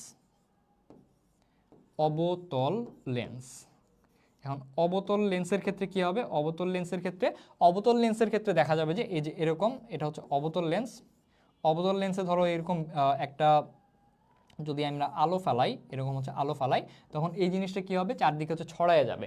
এখন এই ছড়ায় যাওয়াকে বলা হয় অপসারিতা। তাহলে অবতল লেন্সকে বলা হয় অপসারী লেন্স। অবতল লেন্সকে কি বলা হয়? অপসারী লেন্স। অবতল লেন্সকে বলা হয় অপসারী লেন্স, ঠিক আছে? এই দুইটা যদি ক্লিয়ার হয়, এটা 1 নাম্বার। 2 নাম্বার, এখন আসো দর্পণ নিয়ে কথা। প্রথমে হচ্ছে আমাদের উত্তল দর্পণ। প্রথমে কি? উত্তল দর্পণটা কেমন হবে? উত্তল দর্পণটা ধরো হচ্ছে যে এরকম হচ্ছে একটা দর্পণ। আমরা দর্পণে কি করছি? দর্পণে হচ্ছে আচ্ছা, এভাবে না নিয়ে আমরা উল্টো সাইডে নিই, যে ধরো হচ্ছে এটা হচ্ছে আমাদের উত্তল দর্পণ। উত্তল দর্পণের ক্ষেত্রে যে এরকম করে আমরা হচ্ছে কোটিং করছি পিছনে। এখন ধরো এটা হচ্ছে আমাদের প্রধান অক্ষ, আলো আমরা ফালাইছি এইভাবে। এখন আলো ফালানোর কারণে এখন কি হবে? এই আলোটা কি মানে অভিসারী হবে নাকি অপসারী হবে? এই আলোটা কি হবে? এই আলোটা এরকম করে হচ্ছে পিছনের দিকে সরে যাবে বা হচ্ছে ছড়ায় যাবে। সো এই উত্তল দর্পণকে আমরা বলবো হচ্ছে অপসারী। উত্তল দর্পণকে কি বলবো আমরা? অপসারী। এখন তাহলে অবতল দর্পণের কথা যদি আমি বলি, তাহলে কি হবে? অবতল দর্পণ এখন অবতল দর্পণের ক্ষেত্রে তাহলে কি হবে? অবতল দর্পণটা কি হবে? যে এরকম অবতল দর্পণ, পিছনে এরকম কোটিং করা থাকে, তারপরে দেখা যায় যে যখন আমরা হচ্ছে আলো এরকম ফালাইলাম তখন দেখা যাবে যে এই জিনিসটা হচ্ছে মিলিত হয়ে প্রধান ফোকাস দিয়ে যাবে, ঠিক আছে? এরকম মিলিত হয়ে প্রধান ফোকাস দিয়ে যাবে, তার মানে এটা কি হচ্ছে? মিলিত হয়ে যাচ্ছে, তার মানে অবতল দর্পণ হবে আমাদের অভিসারী দর্পণ, ঠিক আছে? অভিসারী। এখন এই যে ছবি আঁকায় তোমার বুঝাইলাম, এই জিনিসটা আশা করি তোমরা আর ভুলবা না যে কোনটা অভিসারী কোনটা অপসারী, কোনটা অভিসারী কোনটা অপসারী, কোনটা অভিসারী আর হচ্ছে কোনটা অপসারী, ঠিক আছে? এই জিনিসটা ভুল করা যাবে না।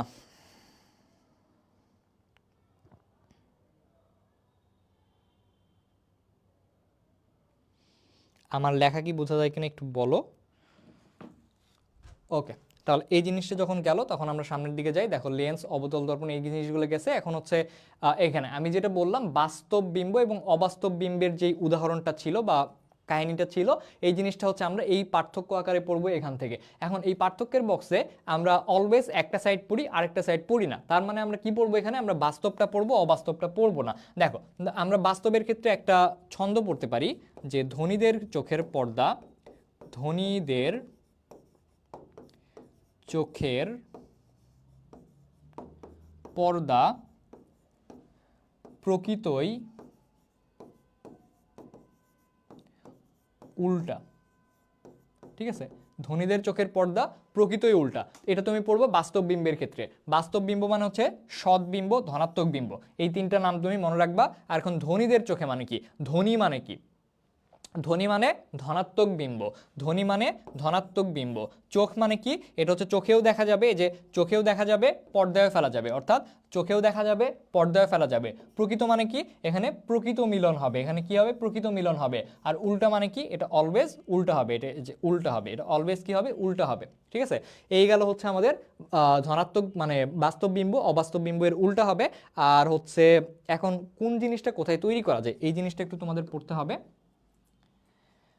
যে আমরা যদি বলি যে বাস্তব বিম্ব কোথায় তৈরি হয়, বাস্তব বিম্ব কোথায় তৈরি হয়, আর হচ্ছে অবাস্তব বিম্ব কোথায় তৈরি হয়। বাস্তব বিম্বটা মেইনলি হচ্ছে আমাদের দুইটা দর্পণে তৈরি হয়, মানে একটা দর্পণ একটা হচ্ছে লেন্সে তৈরি হয়। এটা সেটা হচ্ছে আমাদের অবতল দর্পণ, অবতল দর্পণ এবং উত্তল লেন্স। অবতল দর্পণ এবং হচ্ছে উত্তল লেন্স, অবতল দর্পণ এবং হচ্ছে উত্তল লেন্স। আর অবাস্তব বিম্ব হচ্ছে সব ধরনের লেন্স এবং সব ধরনের ইয়েতেই তৈরি করা যায়, সব ধরনের লেন্স এবং সব ধরনের দর্পণে তৈরি করা যায় অবাস্তব। বাস্তবটা শুধুমাত্র অবতল দর্পণ এবং উত্তল লেন্সে তৈরি করা যায়। জাস্ট এটুকু তুমি মনে রাখো, আর কিছু লাগবে না। এখন আমরা সামনের দিকে আগাই। এখানে দেখো তো একটা, এই যে দেখো নিচের কোনটা বাস্তব বিম্বের জন্য সঠিক। এই জিনিসটা মেডিকেলে আসছে 2010 সালে, যে বিম্বটি খাড়া বাস্তব, সব ধরনের দর্পণ এবং লেন্সে উৎপন্ন করা যায়। উত্তল লেন্স বাস্তব বিম্ব তৈরি করে, চোখে দেখা যায় কিন্তু পর্দায় ফেলা যায় না। প্রথমত আসা হচ্ছে বিম্বটি খাড়া এবং বাস্তব, যেটা বাস্তবের ক্ষেত্রে এটা কি খাড়া হয়? খাড়া হয় না। কেমন হয়? উল্টা হয়। তারপর হচ্ছে সব ধরনের দর্পণ এবং লেন্সে কি তৈরি করা যায় বাস্তব?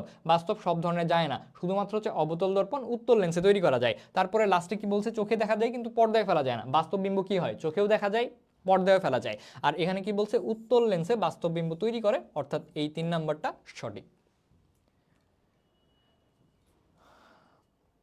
এখন আসো এই পেজে আমাদের অনেকগুলো হচ্ছে সংজ্ঞা দেওয়া আছে। এই জিনিসটা হচ্ছে আমরা একটু ছবি এঁকে এঁকে পড়বো। কিভাবে পড়বো আসো দেখাচ্ছি।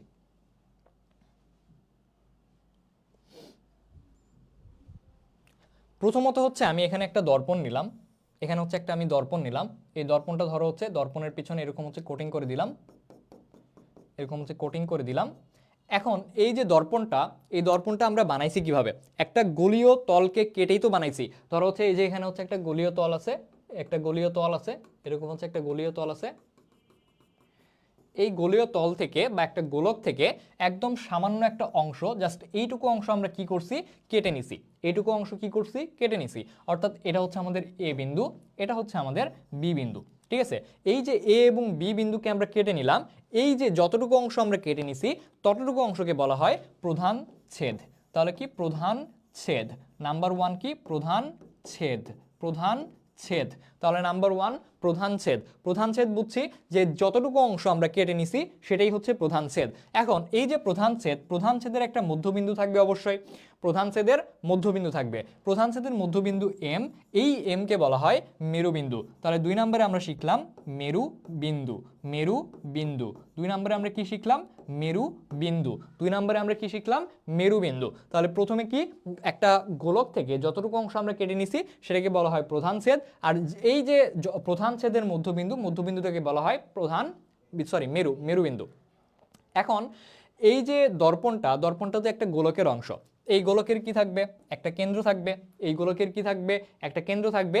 এই কেন্দ্রটাকে বলা হয় বক্রতার কেন্দ্র। এই কেন্দ্রটাকে কি বলা হয়? বক্রতার কেন্দ্র। বক্রতার কেন্দ্র, এই কেন্দ্রটাকে বলা হয় বক্রতার কেন্দ্র। এই কেন্দ্রটাকে বলা হয় বক্রতার কেন্দ্র। ওকে, এখন আসো, এই যে বক্রতার কেন্দ্র, বক্রতার কেন্দ্র দিয়ে আমরা কি করলাম? সাপোজ ধরো এই বক্রতার কেন্দ্র দিয়ে আমরা এই মেরুবিন্দু পর্যন্ত একটা সরল রেখা টানলাম, একটা সরল রেখা টানলাম। অর্থাৎ বক্রতার কেন্দ্র দিয়ে মেরুবিন্দু পর্যন্ত যেই সরল রেখা অঙ্কন করা হয় সেই সরল রেখাকে বলা হয় প্রধান অক্ষ। সেই সরল রেখাকে কি বলা হয়? প্রধান অক্ষ। সেই সরল রেখাকে বলা হয় প্রধান অক্ষ। সেই সরল রেখাকে বলা হয় প্রধান অক্ষ। সেই সরল রেখাকে কি বলা হয় ভাইয়া? প্রধান অক্ষ বলা হয়। ঠিক আছে, সেই সরল রেখাকে বলা হয় প্রধান অক্ষ। তাহলে আমরা কি কি শিখলাম? প্রধান ছেদ। প্রধান ছেদ কি? যেই গোলীয় তল থেকে, কোন একটা গোলক থেকে যতটুকু অংশ কেটে নেওয়া হয়েছে সেটাকে বলা হয় প্রধান ছেদ, এবং প্রধান ছেদের মধ্যবিন্দুটাকে বলা হয় মেরুবিন্দু। এখন এই যে যেই গোলকের অংশ, সেই গোলকের একটা কেন্দ্র থাকবে, এই কেন্দ্রটাকে বলা হয় বক্রতার কেন্দ্র, এবং এই বক্রতার কেন্দ্র দিয়ে মেরুবিন্দু পর্যন্ত যে দূরত্ব, বা মেরুবিন্দু পর্যন্ত যদি একটা সরলরেখা অঙ্কন করা হয়, এই সরলরেখাকে কি বলা হবে? এই সরলরেখাকে বলা হবে প্রধান অক্ষ। এখন তাহলে তোমাকে আমরা বলতে পারি যে প্রধান অক্ষ তো পাইলাম, গৌণ অক্ষ তাহলে কি? হোয়াট ইজ গৌণ অক্ষ? তাহলে গৌণ অক্ষের ক্ষেত্রে আমরা বলতে পারি এই যে বক্রতার কেন্দ্র দিয়ে যে কোনো দূরত্বে, ধরো বা যে কোনো দিকে, মেরুবিন্দু বাদ দিয়ে যে কোনো দিকে একটা আমি সরলরেখা অঙ্কন করলাম, এইদিকে একটা সরলরেখা অঙ্কন করলাম, এইদিকে একটা সরলরেখা অঙ্কন করলাম। এই যে যেই সরলরেখাগুলো কি করতেছি আমরা, মেরুবিন্দু বাদ দিয়ে অন্য যে কোনো জায়গায় অঙ্কন করতেছি, সেটাকেই বলা হচ্ছে গৌণ অক্ষ। তাহলে 5 নম্বরে আমরা কি পড়লাম? গৌণ অক্ষ। গৌণ অক্ষ, গৌণ অক্ষ। 5 নম্বরে আমরা কি পড়লাম? গৌণ অক্ষ। ওকে, তাহলে প্রথমে কি ছিল? প্রথমে হচ্ছে আমাদের প্রধান ছেদ গেল, মেরুবিন্দু গেল, বক্রতার কেন্দ্র গেল, এবং প্রধান অক্ষ গেল, এবং গৌণ অক্ষটাও গেল। এখন আমরা পড়বো হচ্ছে বাকি জিনিসপত্র। যেমন ধরো, এখন আমি এই যে প্রধান অক্ষটা আছে, প্রধান অক্ষের সাপেক্ষে সমান্তরালে কিছু আলোক রশ্মি আপতন করলাম। হ্যাঁ, এরকম সমান্তরালে, সমান্তরাল হয় না, যাই হোক, সমান্তরালে কিছু আলোক রশ্মি এরকম হচ্ছে আপতন করলাম, সমান্তরালে কিছু আলোক রশ্মি এরকম আপতন করলাম। এখন আপতন করার পর এরা অবশ্যই প্রতিফলিত হবে। প্রতিফলিত হওয়ার পর তারা একটা নির্দিষ্ট বিন্দু দিয়ে যাবে। ধরো হচ্ছে প্রতিফলিত হওয়ার পর এরকম একটা নির্দিষ্ট বিন্দু দিয়ে তারা অতিক্রম করতেছে। যদিও আমারটা অ্যাকুরেট আঁকা হচ্ছে না, তারপর হচ্ছে একটু বুঝে নিও। হ্যাঁ, এরকম হচ্ছে এই এই যে একটা বিন্দু দিয়ে গেল, এই বিন্দুটাকে বলা হয় হচ্ছে প্রধান ফোকাস। এই বিন্দুটাকে কি বলা হয়? প্রধান ফোকাস। তাহলে আরেকটা জিনিস আমরা শিখলাম, প্রধান ফোকাস। প্রধান ফোকাস। আমরা আরেকটা কি শিখলাম? প্রধান ফোকাস। ঠিক আছে, প্রধান ফোকাস। তাহলে আমরা প্রধান ফোকাস জিনিসটা কি? যে প্রধান অক্ষের সাপেক্ষে যখন সমান্তরালে আমরা কিছু আলো ফেলবো বা আলো আপতন করব, আপতনের পর প্রতিফলিত হয়ে সেটা একটা নির্দিষ্ট বিন্দু দিয়ে যাবে, এই নির্দিষ্ট বিন্দুটাকেই বলা হবে প্রধান ফোকাস। এখন ধরো এই যে প্রধান ফোকাস থেকে মেরুবিন্দু পর্যন্ত দূরত্ব যদি হচ্ছে এফ হয়, এই সি পর্যন্ত দূরত্ব হবে হচ্ছে 2f। হ্যাঁ, সি পর্যন্ত দূরত্ব হবে 2f। তাহলে এই পর্যন্ত f, এই পর্যন্ত হচ্ছে, এই পর্যন্ত পুরোটা হচ্ছে 2f। ঠিক আছে, তাহলে এই পর্যন্ত হচ্ছে f, ধরো হচ্ছে আমি যদি এভাবে বলি, এই পর্যন্ত হচ্ছে f, আর এই পর্যন্ত হচ্ছে 2f। এই পর্যন্ত হচ্ছে f, এই পর্যন্ত হচ্ছে 2f। জাস্ট দূরত্বটুকু তুমি মনে রাখো, এই fটাকে বলা হয় ফোকাস দূরত্ব। এই fটাকে কি বলা হয়? ফোকাস দূরত্ব। f হচ্ছে ফোকাস দূরত্ব, ফোকাস দূরত্ব। f হচ্ছে ফোকাস দূরত্ব। অর্থাৎ বক্রতার কেন্দ্র c ইকুয়াল টু আমরা বলতে পারি 2f। c ইকুয়াল টু আমরা কি বলতে পারি? 2f বলতে পারি। c equal to 2f। এই কয়েকটা জিনিস গেল। এখন আসা হচ্ছে প্রধান ফোকাস গেল, এখন আসা হচ্ছে গৌণ ফোকাস। গৌণ ফোকাসের ক্ষেত্রে আমরা কি বলতে পারি যে গৌণ ফোকাসের ক্ষেত্রে ধরো এখন তো আমরা হচ্ছে সমান্তরালে আপতন করছি, এরপরে আমরা আপতন করব কি তির্যকভাবে আপতন করব। এইভাবে হচ্ছে তির্যকভাবে কিছু রশ্মি আলোক রশ্মি আপতন করলাম, তির্যকভাবে কিছু আলোক রশ্মি আপতন করলাম। আপতন করার পর তারাও অবশ্যই হচ্ছে একটা নির্দিষ্ট বিন্দু দিয়ে যাবে। ধরো এই জিনিসটা হচ্ছে একটা নির্দিষ্ট বিন্দু দিয়ে এইভাবে হচ্ছে গেল, এভাবে হচ্ছে একটা নির্দিষ্ট বিন্দু দিয়ে গেল। এই নির্দিষ্ট বিন্দু থেকে বলা হয় গৌণ ফোকাস। এই নির্দিষ্ট বিন্দুটাকে কি বলা হয়? গৌণ ফোকাস। তার মানে 7 নাম্বার আমরা পড়লাম হচ্ছে গৌণ ফোকাস। গৌণ ফোকাস কি পড়লাম আমরা? গৌণ ফোকাস। গৌণ ফোকাস। তাহলে প্রধান ফোকাস গেল, গৌণ ফোকাস গেল। এরপরে বাকি থাকে আর কিছু জিনিস।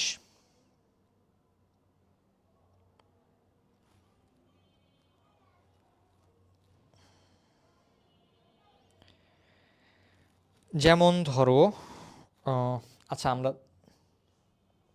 লাস্ট আরেকটা জিনিস বাকি আছে, সেটা হচ্ছে উন্মেষ। উন্মেষ জিনিসটা কি? উন্মেষ জিনিসটা কি? উন্মেষ জিনিসটা বোঝানোর জন্য আমরা পরের পেজে যাই। দেখো উন্মেষ জিনিসটা কি।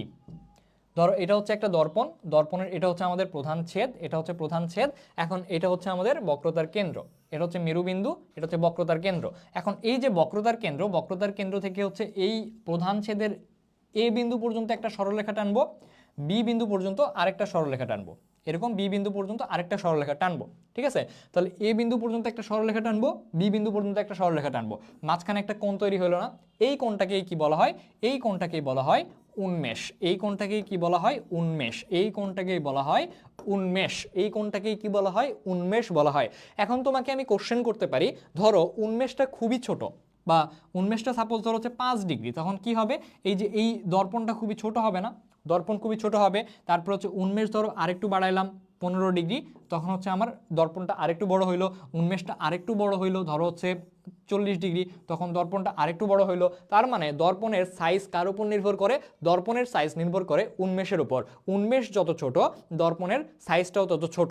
এই জিনিসটা একবার মেডিকেলে আসছিল যে 10 ডিগ্রির কম উন্মেষ, 10 ডিগ্রি এর কম উন্মেষকে বলা হয় ক্ষুদ্র উন্মেষযুক্ত দর্পণ। ক্ষুদ্র উন্মেষযুক্ত দর্পণ। ক্ষুদ্র উন্মেষযুক্ত দর্পণ। ক্ষুদ্র উন্মেষযুক্ত দর্পণ। ঠিক আছে? 10 ডিগ্রি এর কম উন্মেষ হইলে এটাকে বলা হবে ক্ষুদ্র উন্মেষযুক্ত দর্পণ। আশা করি ক্লিয়ার। এখন আসো বইয়ে যে দেখো কি কি আছে। বক্রতার কেন্দ্র পড়াইছি, প্রধান অক্ষ পড়াইছি, প্রধান ছেদ পড়াইছি, প্রধান তল, আচ্ছা প্রধান তল আছে, আর হচ্ছে প্রধান তল জিনিসটা কি। আচ্ছা আসো, প্রধান তল জিনিসটা হচ্ছে এই যে মেরুবিন্দুটা আছে না, এই মেরুবিন্দু দিয়ে একটা তল যদি কল্পনা করা হয়, মেরুবিন্দু দিয়ে প্রধান অক্ষের সাপেক্ষে অভিলম্ব বা প্রধান অক্ষের সাপেক্ষে 90 ডিগ্রি অ্যাঙ্গেলে যদি একটা তল কল্পনা করা হয়, এই তলটাকে বলা হয় প্রধান তল। এই তলটাকে কি বলা হয়? প্রধান তল। আরেকটা আছে ফোকাস তল। ফোকাস তল ধরো এটা হচ্ছে আমাদের প্রধান ফোকাস, প্রধান ফোকাস দিয়ে সেম ভাবে যদি আমরা আরেকটা তল কল্পনা করি, এটাকে বলা হবে ফোকাস তল। তাহলে এটাকে বলা হচ্ছে প্রধান তল, এটাকে বলা হচ্ছে প্রধান তল, আর এটাকে বলা হচ্ছে ফোকাস তল। এটাকে বলা হচ্ছে ফোকাস তল। তাহলে একটা হচ্ছে প্রধান তল আর একটা হচ্ছে ফোকাস তল। একটা হচ্ছে প্রধান তল আর একটা হচ্ছে ফোকাস তল। দেখো এই যে প্রধান তল পড়াইলাম, বক্রতার ব্যাসার্ধ কি? ব্যাসার্ধ মানে বক্রতার কেন্দ্র থেকে মেরুবিন্দু পর্যন্ত যে দূরত্ব, এটাকে বলা হয় বক্রতার ব্যাসার্ধ। তারপরে প্রধান ফোকাস, ফোকাস দূরত্ব সবই পড়াইছি, ফোকাস তল, গৌণ ফোকাস সবগুলো পড়ানো হয়ে গেছে। ঠিক আছে? দেখো এখান থেকে হচ্ছে এই জিনিসটা পড়ানো হয়ে গেছে। এখন আসলে আলোক কেন্দ্র, বা আলোক কেন্দ্র মানে কি? আলোক কেন্দ্র মানে হচ্ছে মেরুবিন্দুর অবস্থান। এখন এই মেরুবিন্দুর অবস্থানটা কোথায় হবে? যখন হচ্ছে উভ উত্তল হবে, উভ অবতল হবে, লেন্সের ভিতরে হবে। উভ উত্তল মানে কি? উভ উত্তল মানে হচ্ছে ধরো এর যে এরকম, যে হয় দুই দিকে হচ্ছে উত্তল, না হলে হচ্ছে দুই দিকে হচ্ছে অবতল। হ্যাঁ, এরকম যদি লেন্স হয় তাহলে হচ্ছে লেন্সের ভিতরে হবে, এরকম লেন্সের ভিতরে হবে হচ্ছে আমাদের আলোক কেন্দ্র। আলোক কেন্দ্র মানে হচ্ছে মেরুবিন্দুর অবস্থান।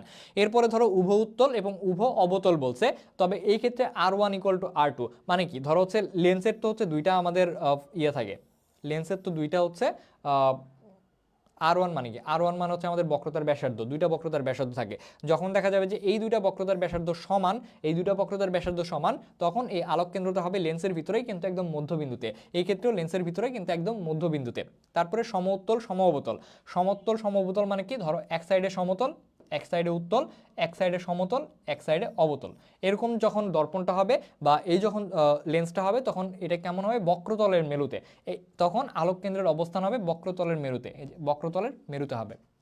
তারপরে উত্তল অবতল এবং অবতল উত্তল, এদের ক্ষেত্রে লেন্সের বাইরে হবে। উত্তল অবতল মানে কি? উত্তল অবতল মানে হচ্ছে এইদিকে উত্তল, এই সাইডে হচ্ছে অবতল এটা। আর অবতল উত্তল মানে কি? অবতল উত্তল মানে হচ্ছে এই সাইডে অবতল আর হচ্ছে এই সাইডে হচ্ছে উত্তল, এরকম, ঠিক আছে? এরকম এই জিনিসগুলোকে বলা হয় হচ্ছে উত্তল অবতল বা অবতল উত্তল। এই জিনিসগুলোর ক্ষেত্রে লেন্সের বাইরে হবে। সো একটা খুবই ইম্পর্টেন্ট বোঝানোর টপিক আমার গেল। আশা করি দেখো তো এখানে কার কোনো কোশ্চেন থাকলে আমাকে জানাও, কারো কোনো কোশ্চেন থাকলে আমাকে জানাও। কোনো জিনিস আমি বুঝাইতে পারি নাই বা তুমি হচ্ছে কোনো জিনিসে হচ্ছে কোনো কোশ্চেন থাকলে তুমি আমাকে জানাও। এই টপিকটা থেকে আগে যে টপিকটা পড়ালাম, বিভিন্ন সংজ্ঞাগুলো পড়ালাম, এই জিনিসটা থেকে কোনো কোশ্চেন থাকলে তুমি আমাকে জানাও। এখন আমরা পরের টপিকে যাব। দেখো মাত্র 18 পেজ পড়া হয়েছে, আমাদের 67 পেজের পিডিএফ, মোটামুটি আরও 1 ঘন্টা লাগবে ধরা যায়।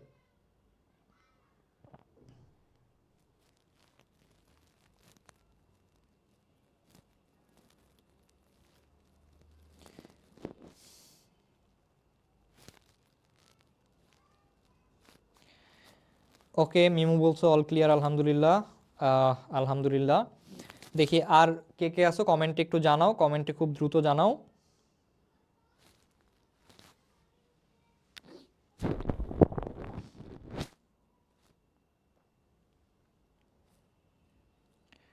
এরপরে আরেকটা ইম্পর্টেন্ট টপিক আসতেছে, একটু তাড়াতাড়ি, হ্যাঁ একটু তাড়াতাড়ি জানাও।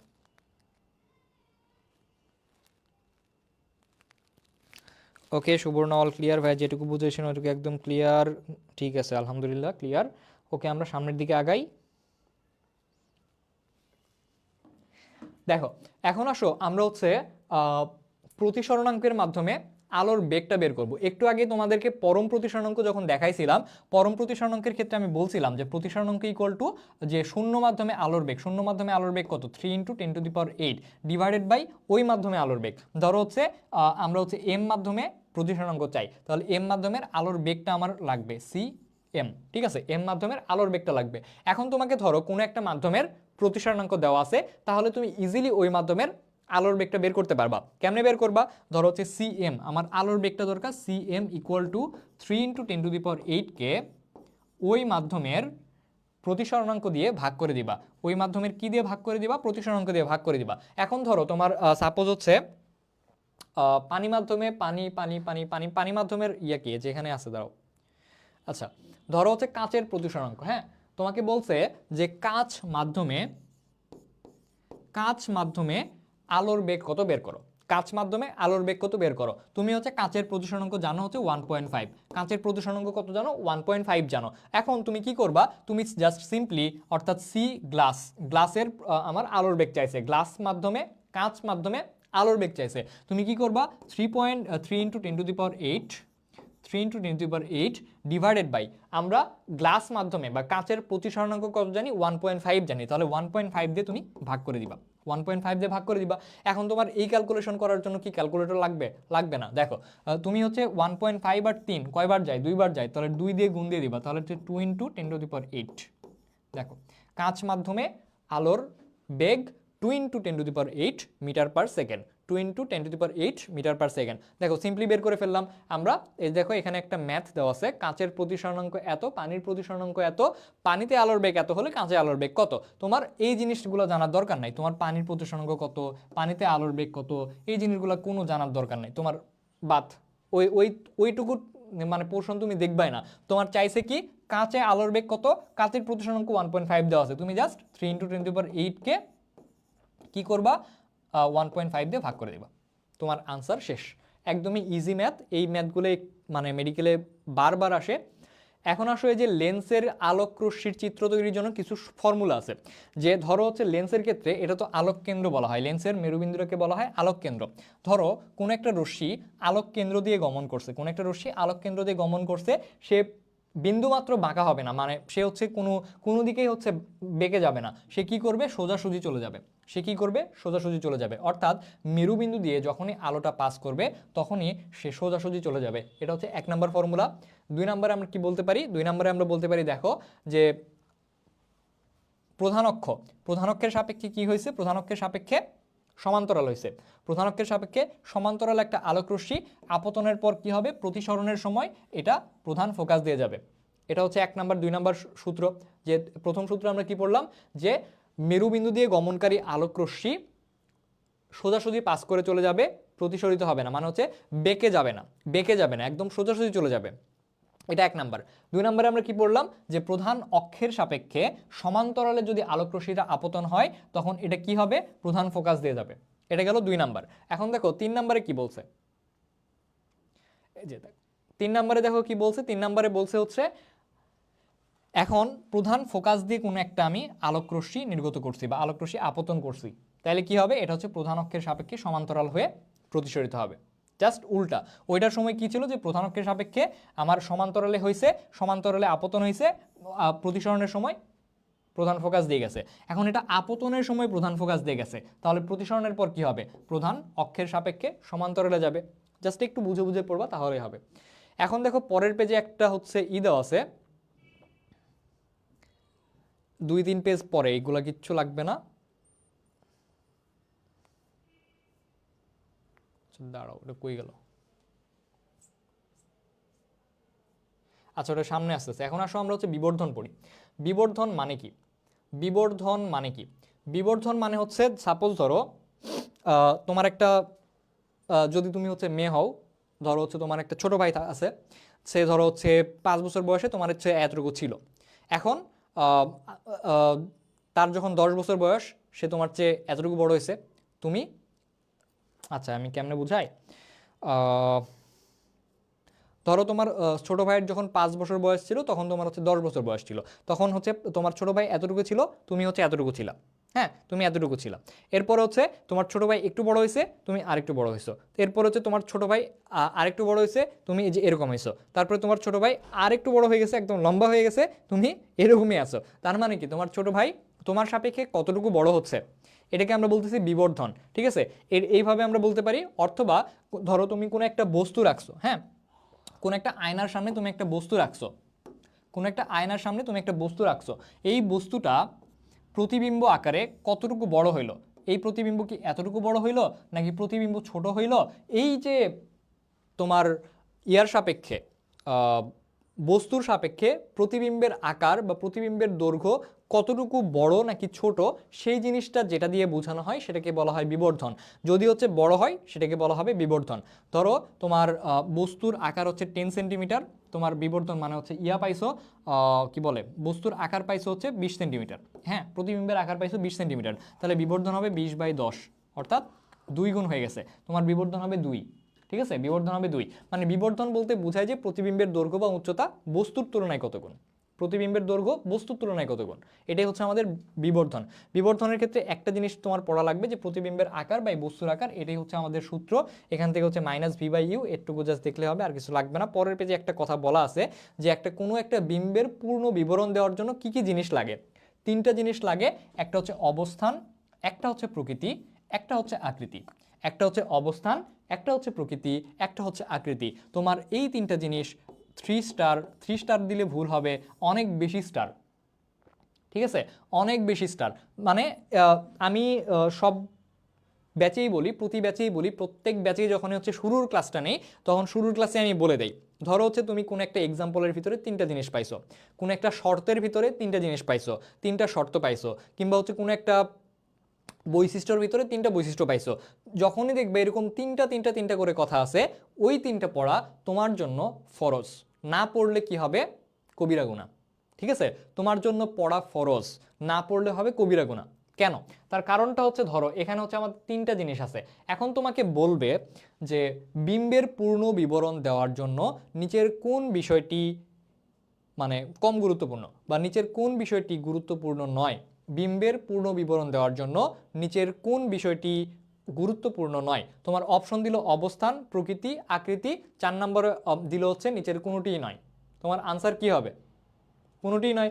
মানে বা ধরো হচ্ছে এখানে 3টা অপশন দিল, অবস্থান, প্রকৃতি, আকৃতি, 4 নম্বর হচ্ছে আরেকটা অপশন দিল, তোমার আনসার কি হবে, 4 নাম্বারটা। কারণ এই 3টা তো গুরুত্বপূর্ণ, অবস্থান, আকৃতি, প্রকৃতি, এই 3টা গুরুত্বপূর্ণ। তার মানে গুরুত্বপূর্ণ নয় কোনটা, আরেকটা যেটা অপশনে থাকবে সেটা। এরকম এই 3টা করে জিনিস যেখানে থাকবে সেখানে কোশ্চেন বানানোটা, কোশ্চেন যারা বানায় তাদের জন্য খুব ইজি। আর সো এই জন্য দেখা যায় যে প্রত্যেক বছরে এরকম কিছু কিছু কোশ্চেন চলে আসে যে নিচের কোনটা সঠিক নয়, নিচের কোনটাকে সত্য বললে ভুল হবে, নিচের কোনটা হচ্ছে মানে নয় টাইপের কথা, যে বিম্বের পূর্ণ বিবরণ দেওয়ার জন্য নিচের কোন জিনিসটা দরকার নাই। ঠিক আছে, এই জন্য 3টা জিনিস কথা তুমি যেখানেই দেখবা আল্লাহর ওয়াস্তে পড়ে নিবা। এই জিনিসটা আমি প্রত্যেক ব্যাচেই বলি, প্রতিবারই বলি। আচ্ছা, এখন ধরো তোমার কোনো একটা বস্তু রাখছো এখানে, এখন এই বস্তু থেকে একটা বিম্ব তৈরি হয়েছে, এখন এই বিম্বটাকে তুমি পারফেক্টলি ডিসক্রাইব করবা কেমনে? এর জন্য তিনটা জিনিস লাগবে। অবস্থান, অবস্থান বলতে এই বিম্বটা কোন জায়গায় অবস্থিত, এটা কি প্রধান ফোকাসে অবস্থিত, নাকি এটা বক্রতার কেন্দ্রে অবস্থিত, নাকি কোন জায়গায় অবস্থিত, অবস্থানটা লাগবে এক নাম্বার। দুই নাম্বারে আমরা বলতেছি হচ্ছে প্রকৃতি। প্রকৃতি কি, এটা কি বাস্তব নাকি অবাস্তব, সো প্রকৃতি আমার বলতে হবে। তিন নাম্বারে আমরা কি বলবো, যে এটার আকৃতিটা কেমন, এটা কি মানে বস্তুর চেয়ে বড় হয়েছে, নাকি বস্তুর চেয়ে ছোট হয়েছে, নাকি বস্তুর সমান হয়েছে। তার মানে কি, এই তিনটা জিনিস তোমার একটা বিম্বের মানে ব্যাখ্যা দেওয়ার জন্য লাগবেই।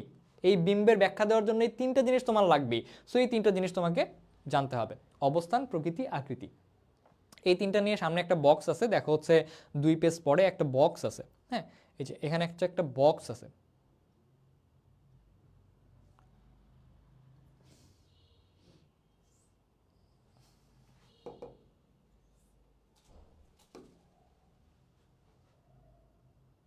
আচ্ছা দাঁড়াও, একটা মিনিট দাঁড়াও।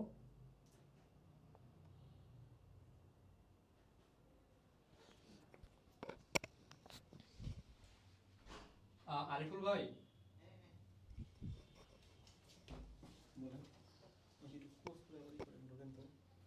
ক্লোজ করবো কই থেকে? আমার তো ক্লোজ হচ্ছে না।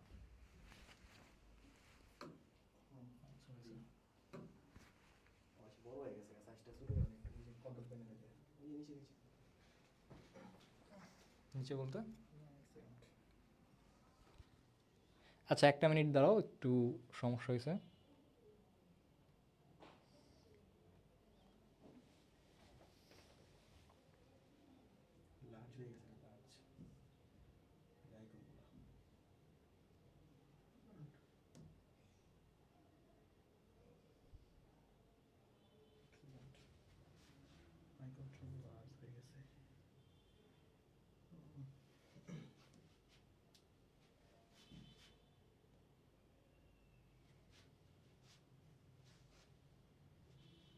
একবার অফ করে অন করেন।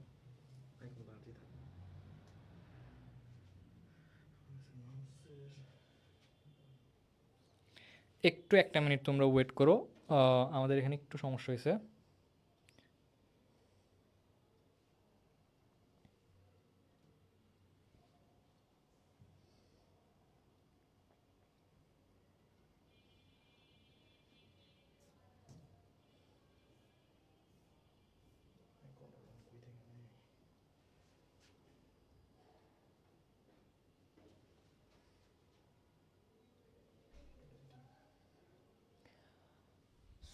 পুরোটাই কিন্তু হয়ে গেছে, একটু ব্লার টাইপের হয়ে গেছে। বড় হয়ে গেছে।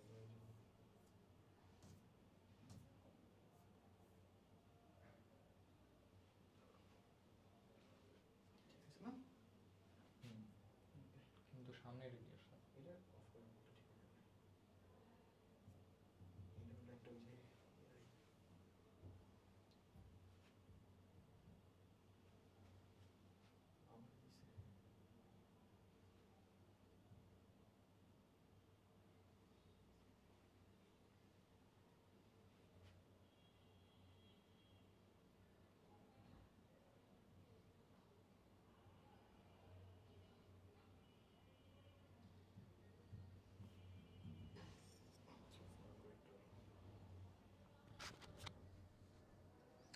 আচ্ছা, একজন হচ্ছে কমেন্ট করছে যে এটা অ্যাডমিশন ক্লাস নাকি একাডেমিক ক্লাস। এটা হচ্ছে আমি মোটামুটি হচ্ছে দুইটা আকারেই নিচ্ছি। যতটুকু মানে মেইনলি হচ্ছে অ্যাডমিশন ক্লাস, বাট হচ্ছে একাডেমিকে যতটুকু লাগে আমি মোটামুটি হচ্ছে দেখানোর ট্রাই করতেছি। তারপর দেখি, আসো তোমাদের সাথে একটু গল্প করি। আমাদের হচ্ছে ক্লাসে একটু সমস্যা হয়েছে বোর্ডে, ঠিক করতেছি, ঠিক করলে হচ্ছে আবার ক্লাস শুরু করব। দেখি আসো, এতক্ষণ যা যা বলছি সব কিছু তোমাদের হচ্ছে ক্লিয়ার হয়েছে কিনা একটু কমেন্টে জানাও। আর যারা যারা হচ্ছে চলে যাচ্ছ, একটু কাইন্ডলি চলে যাও না, একটু কিছুক্ষণ ওয়েট করো। আর 1 মিনিটের মধ্যে হচ্ছে ঠিক হয়ে যাবে।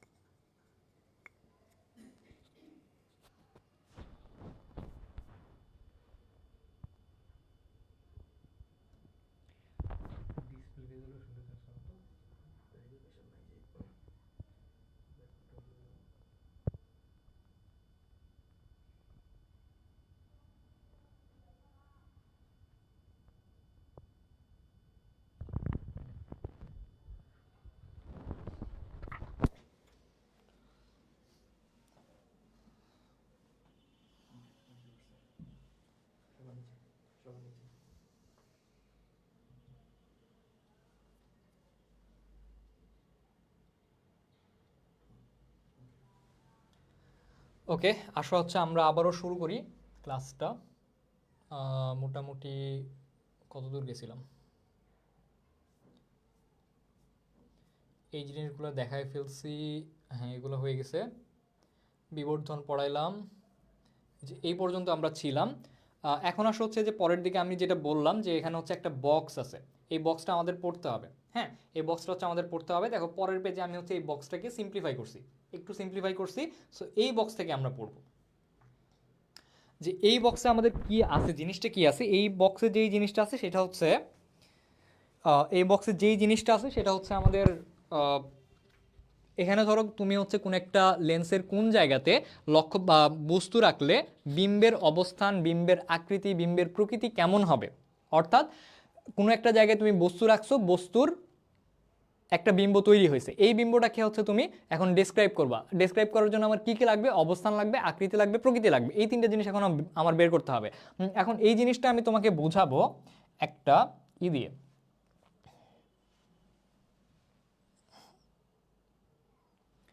সাপোজ ধরো, একটু একটা মিনিট ওয়েট করো, নোটটা ওপেন হোক। ওপেন হলে আমরা হচ্ছে নোটে খুব সুন্দর মতো হচ্ছে লিখে লিখে বুঝে বুঝে আঁকায় আঁকায় পড়বো। ঠিক আছে, এই জিনিসটা খুবই মজার একটা টপিক। এই জিনিসটা পড়তে আসলে মানে বক্স দেখে মনে হয় যে খুবই কঠিন, কিন্তু আসলে এক এক তুড়ি দিয়ে হচ্ছে এটা সলভ করার ব্যাপার। ঠিক আছে, ধরো এটা হচ্ছে আমরা একটা দর্পণ নিছি। এটা হচ্ছে ধরো হচ্ছে আমরা একটা দর্পণ নিছি। এই দর্পণের ক্ষেত্রে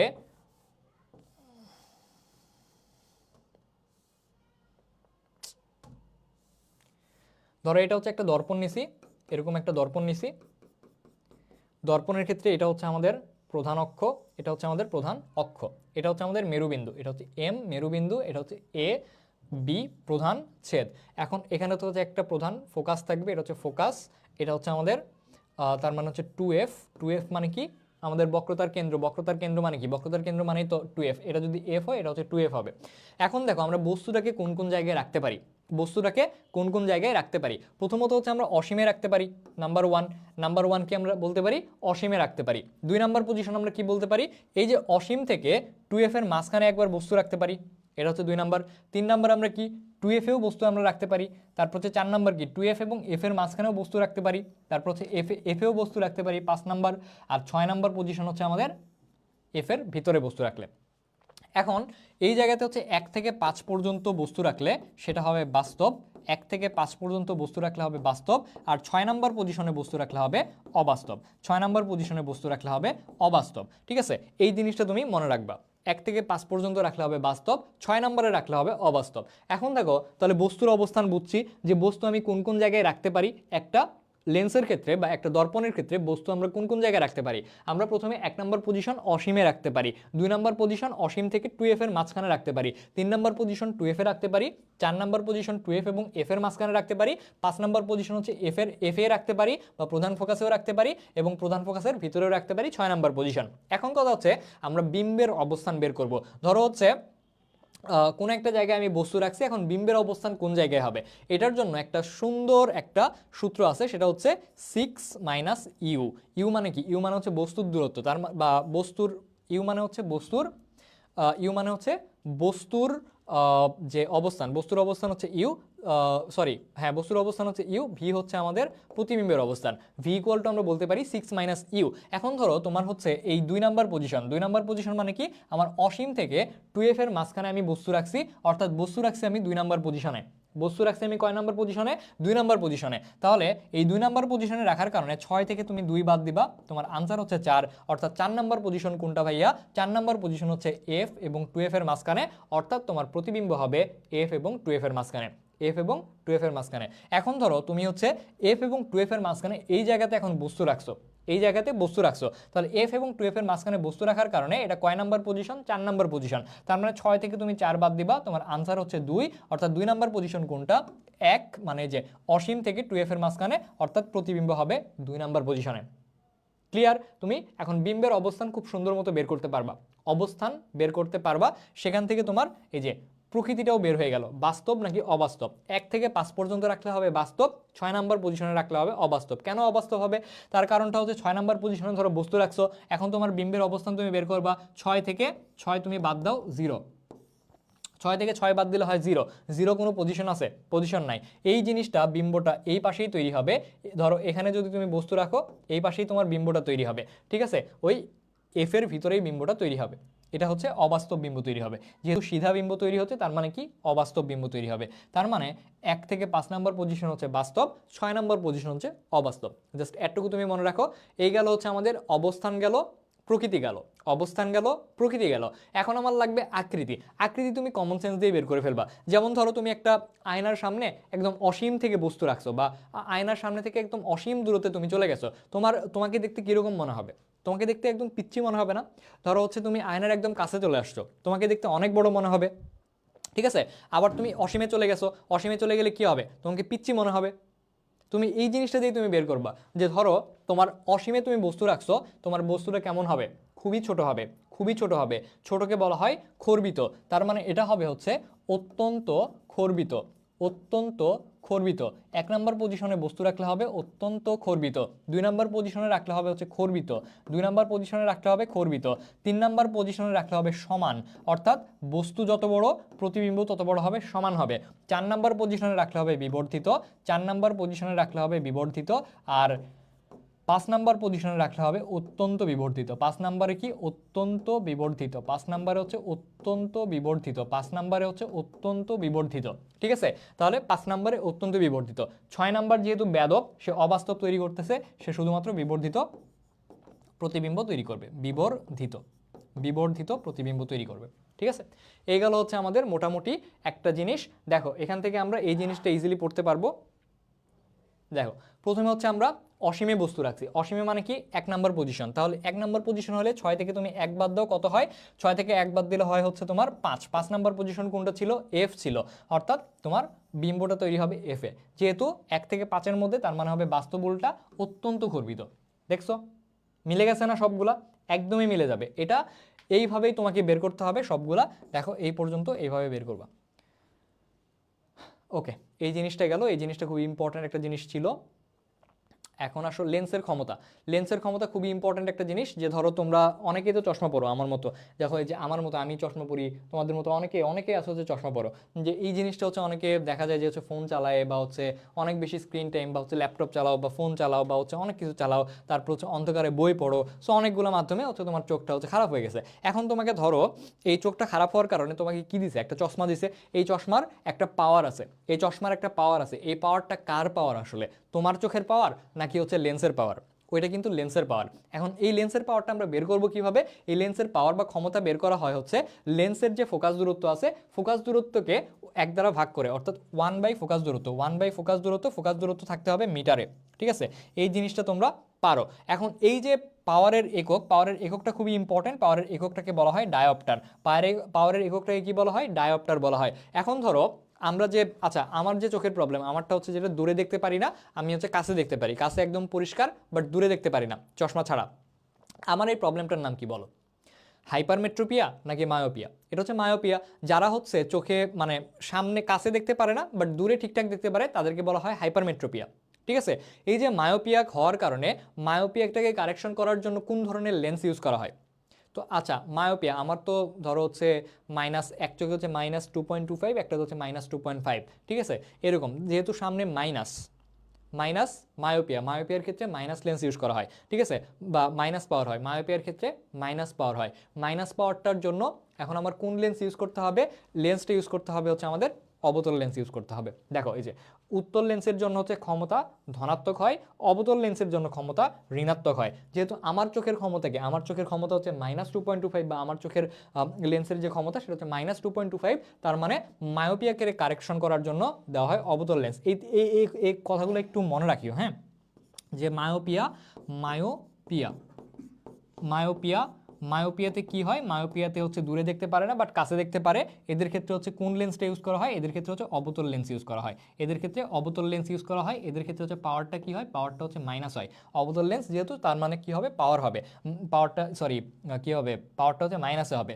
আর হাইপারমেট্রোপিয়ার ক্ষেত্রে কি হবে, হাইপারমেট্রোপিয়ার ক্ষেত্রে উল্টো হবে, জাস্ট উল্টো হবে, যে উত্তল লেন্স ইউজ করা হবে, উত্তল লেন্সের ক্ষমতা হচ্ছে ধনাত্মক হবে। সো এই জিনিসগুলো একটু একটু খেয়াল রাখিও। আর কিছু লাগবে না এখান থেকে। এখন আসলে এখানে একটা ম্যাথ আছে যে কোনো একটা লেন্সের ক্ষমতা +4 ডায়োপ্টার, অর্থাৎ কোনো একটা লেন্সের ক্ষমতা +4 ডায়োপ্টার। এখান থেকে আমরা ফোকাস দূরত্ব বের করতে পারবো না। ফোকাস দূরত্ব কি হবে, ফোকাস দূরত্ব হবে 1/4। ফোকাস দূরত্ব কি হবে, 1/4। যেহেতু ডায়োপ্টার আছে তার মানে ফোকাস দূরত্ব কিসে হবে, মিটারে হবে, তাহলে 1/4 মিটার।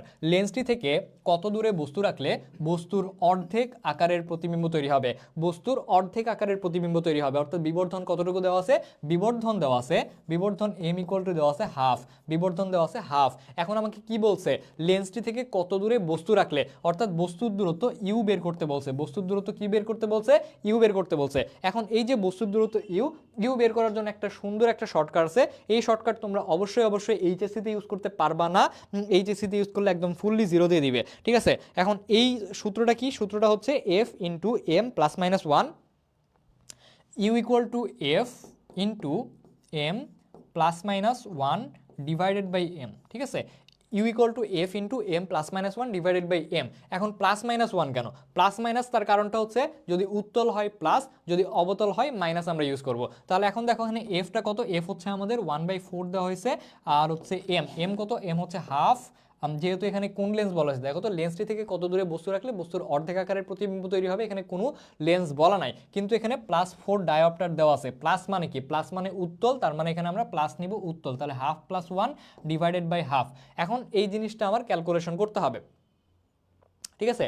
এই জিনিসটা আমার কি করতে হবে, ক্যালকুলেশন করতে হবে। ক্যালকুলেশন করলে দেখো তো কি হয়, যে এখানে হচ্ছে 1/4 আছে, এখানে হচ্ছে হাফ, তাহলে হাফ হইলে হবে 1 প্লাস হচ্ছে 2 ডিভাইডেড বাই হচ্ছে 2, নিচে আছে হচ্ছে হাফ, নিচে যদি হাফ থাকে এই দুই কাটা যাবে, তাহলে হচ্ছে 2 একে 3, তাহলে হবে হচ্ছে 3/4।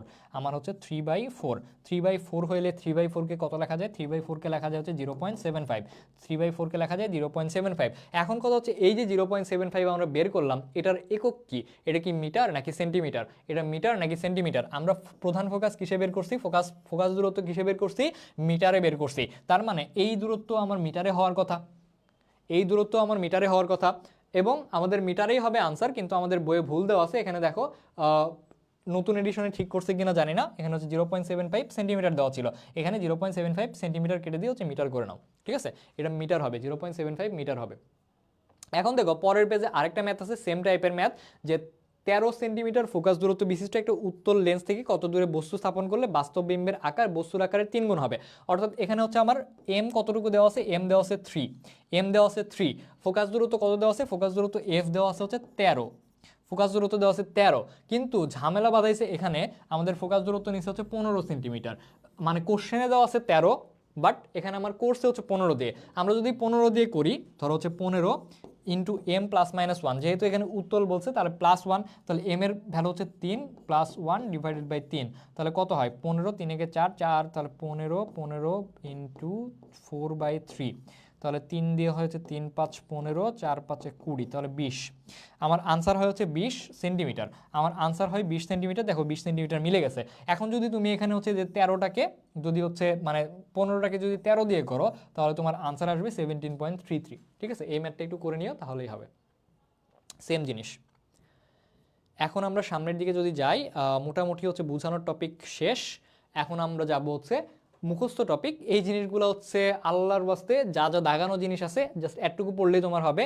এইচএসসির জন্য, এমসিকিউ এর জন্য, বা হচ্ছে যেটাই বলি সবগুলোর জন্য এই জিনিসগুলো পড়লেই হবে, কারণ এই জিনিসগুলো থেকে আসলে সৃজনশীল আসার মতো তেমন কিছু নাই। কারণ এইচএসসিতে হচ্ছে যতগুলো সৃজনশীল আসে ম্যাথ টাইপের জিনিসপত্র আসে, বা হচ্ছে তোমার এই যে বিম্বের আকার, বিম্বের আকৃতি, এই জিনিসগুলো আসলে হচ্ছে আগের যেই টপিকগুলো আছে এই টপিকগুলো থেকে আসে। সো আগের টপিকটাই মেইনলি ইম্পর্টেন্ট, এর পরের টপিকটা লেস ইম্পর্টেন্ট। তারপরেও হচ্ছে আমি দুই একটা টপিক একটু একটু করে দেখাবো যেই জিনিসগুলো খুবই ইম্পর্ট্যান্ট।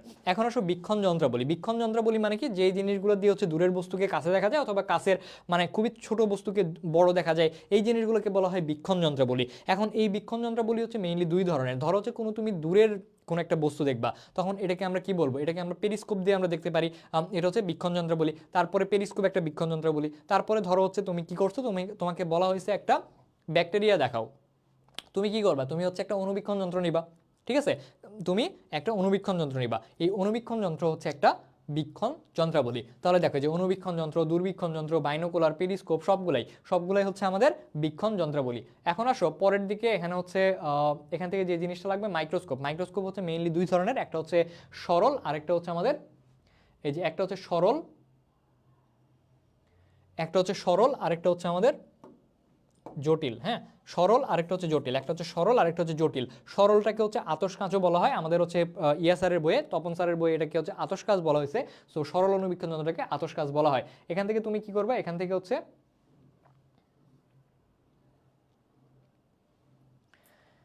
এরপরে যদি যাও, এখান থেকে দেখো সরল যে অণুবীক্ষণ যন্ত্র আছে, এখানে কোন লেন্স থাকে, এখানে উত্তল লেন্স থাকে। এখানে কি লেন্স থাকে, এখানে উত্তল লেন্স থাকে। লেন্সের ফোকাস দূরত্ব খুবই কম হয়, অল্প ফোকাস দূরত্বের উত্তল লেন্স থাকে। তারপরে আসা হচ্ছে যে পরের দিকে, এখানে একটা জটিল অণুবীক্ষণ যন্ত্র আছে, এটা কে আবিষ্কার করে, গ্যালিলিও আবিষ্কার করে। এটা হচ্ছে আগের এডিশনে ছিল, আগের বলতে হচ্ছে 2021 সালের এডিশনে ছিল। তারপর থেকে এই জিনিসটা হচ্ছে উধাও করে দিছে। কেন উধাও করে দিছে, তার কারণটা হচ্ছে এই যে দেখো 1610 খ্রিস্টাব্দে দেখা যায়, কি দেখা যায়, এই মাঝে হচ্ছে একটা প্যারা ছিল, পুরো একটা প্যারা এখান থেকে হচ্ছে গায়েব করে দিয়েছে, বুঝছো। 1610 খ্রিস্টাব্দে এখানে পুরো একটা প্যারা ছিল, এই প্যারাটা হচ্ছে পুরোটা গায়েব করে দিয়েছে। সো ওর ভিতরে হচ্ছে অনেক কিছু ইনফরমেশন ছিল, তার মধ্যে হচ্ছে গ্যালিলিও যে এই জটিলটা আবিষ্কার করে এটা ছিল। এখন এই যে জটিল অণুবীক্ষণ যন্ত্র, জটিল অণুবীক্ষণ যন্ত্রের দুইটা লেন্স থাকে। সরলের ক্ষেত্রে একটা লেন্স ছিল, এটার ক্ষেত্রে দুইটা লেন্স থাকবে। দুইটাই কেমন লেন্স হবে, উত্তল লেন্স হবে। একটাকে বলা হয় অভিলক্ষ, একটাকে বলা হয় অভিনেত্র, ঠিক আছে। একটা হচ্ছে অভিলক্ষ, একটা হচ্ছে অভিনেত্র। সো এই জিনিসগুলোর জন্য এই সামনে আরেকটা জিনিস আছে, সেটা হচ্ছে আচ্ছা দাঁড়াও, বীক্ষণ যন্ত্র, মাইক্রোস্কোপ, অণুবীক্ষণ যন্ত্র, যেখানে আসলে দূরবীক্ষণ যন্ত্র বা টেলিস্কোপ। টেলিস্কোপ বা দূরবীক্ষণ যন্ত্র মেইনলি হচ্ছে দুই ধরনের, একটা হচ্ছে প্রতিসরণ আর একটা হচ্ছে প্রতিফলক। এই দুইটা একটু পড়তে হবে।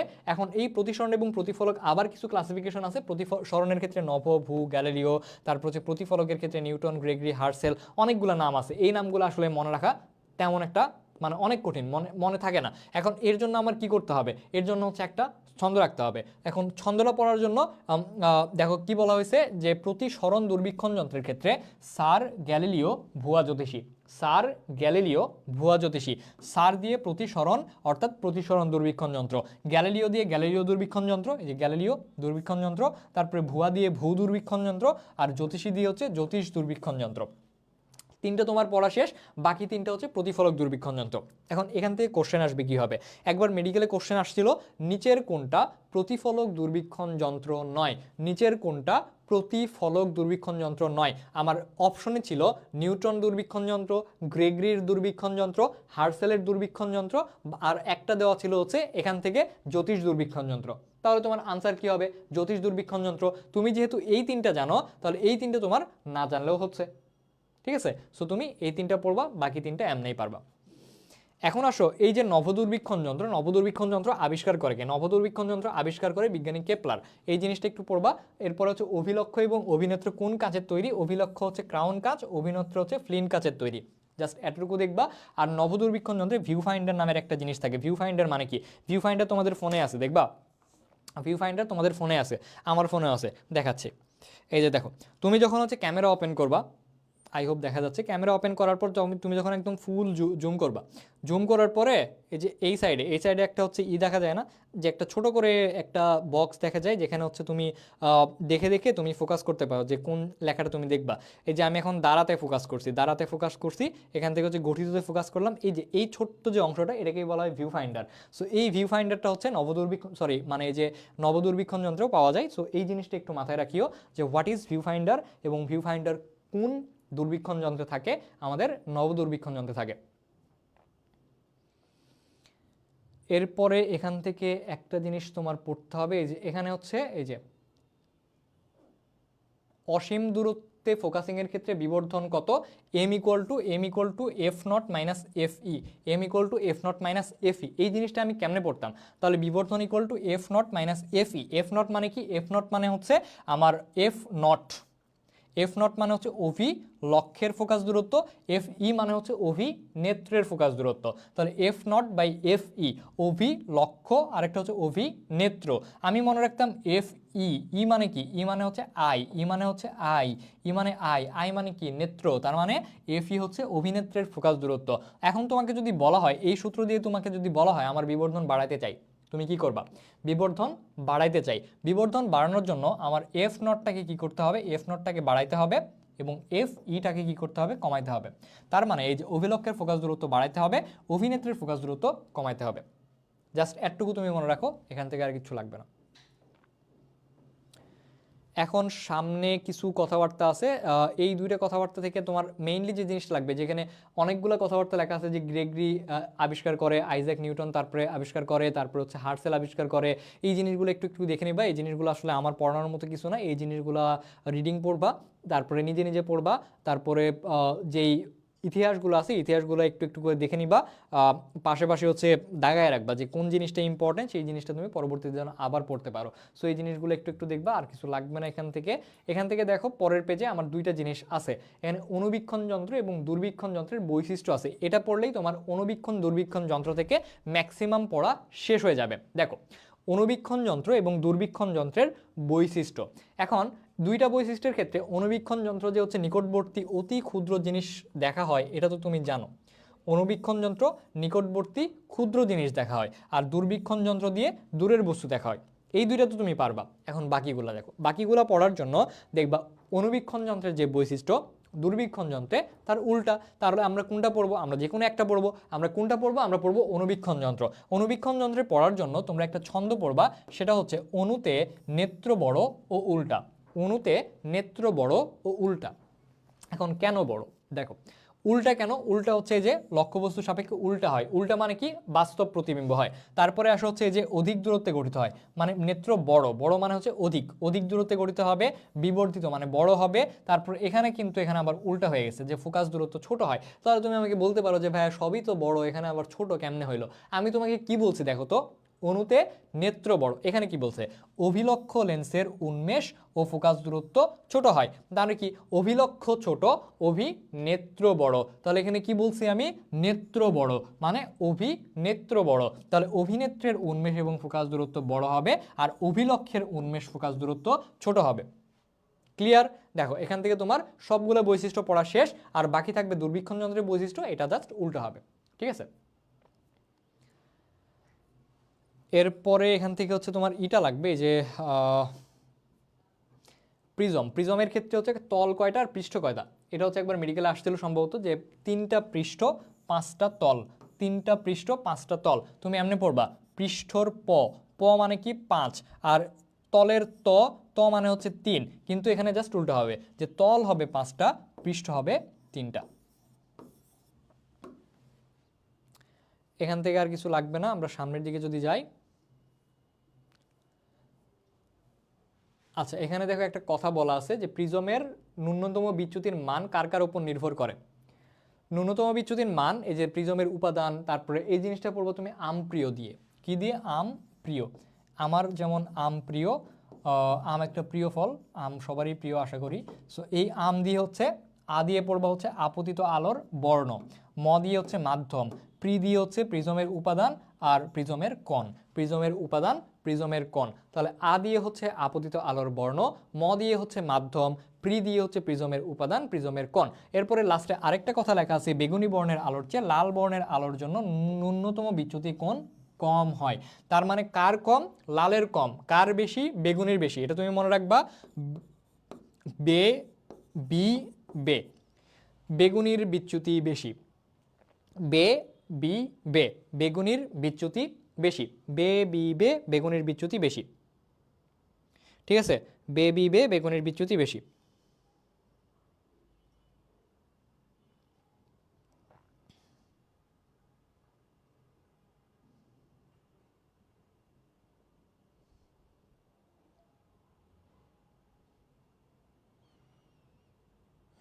আহনাফ খুবই ভালো কাজ করতেছো। কোশ্চেন জিজ্ঞেস করছো সবাই হচ্ছে, যেইগুলো কোশ্চেন জিজ্ঞেস করতেছে একটু একটু দেখো। আহ, এর মধ্যে অনেকগুলো কোশ্চেন কিন্তু হচ্ছে কমন চলে আসতে পারে।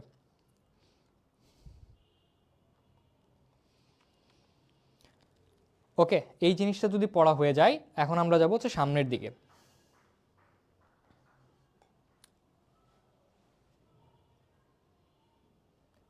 এরপরে এখানে হচ্ছে কিছু উল্টাপাল্টা অনেক কিছু কথাবার্তা লেখা আছে, যেমন ধরো এই যে এই 2-3 পেজ মিলে আলোর বিচ্ছুরণ নিয়ে অনেক কথাবার্তা বলা আছে।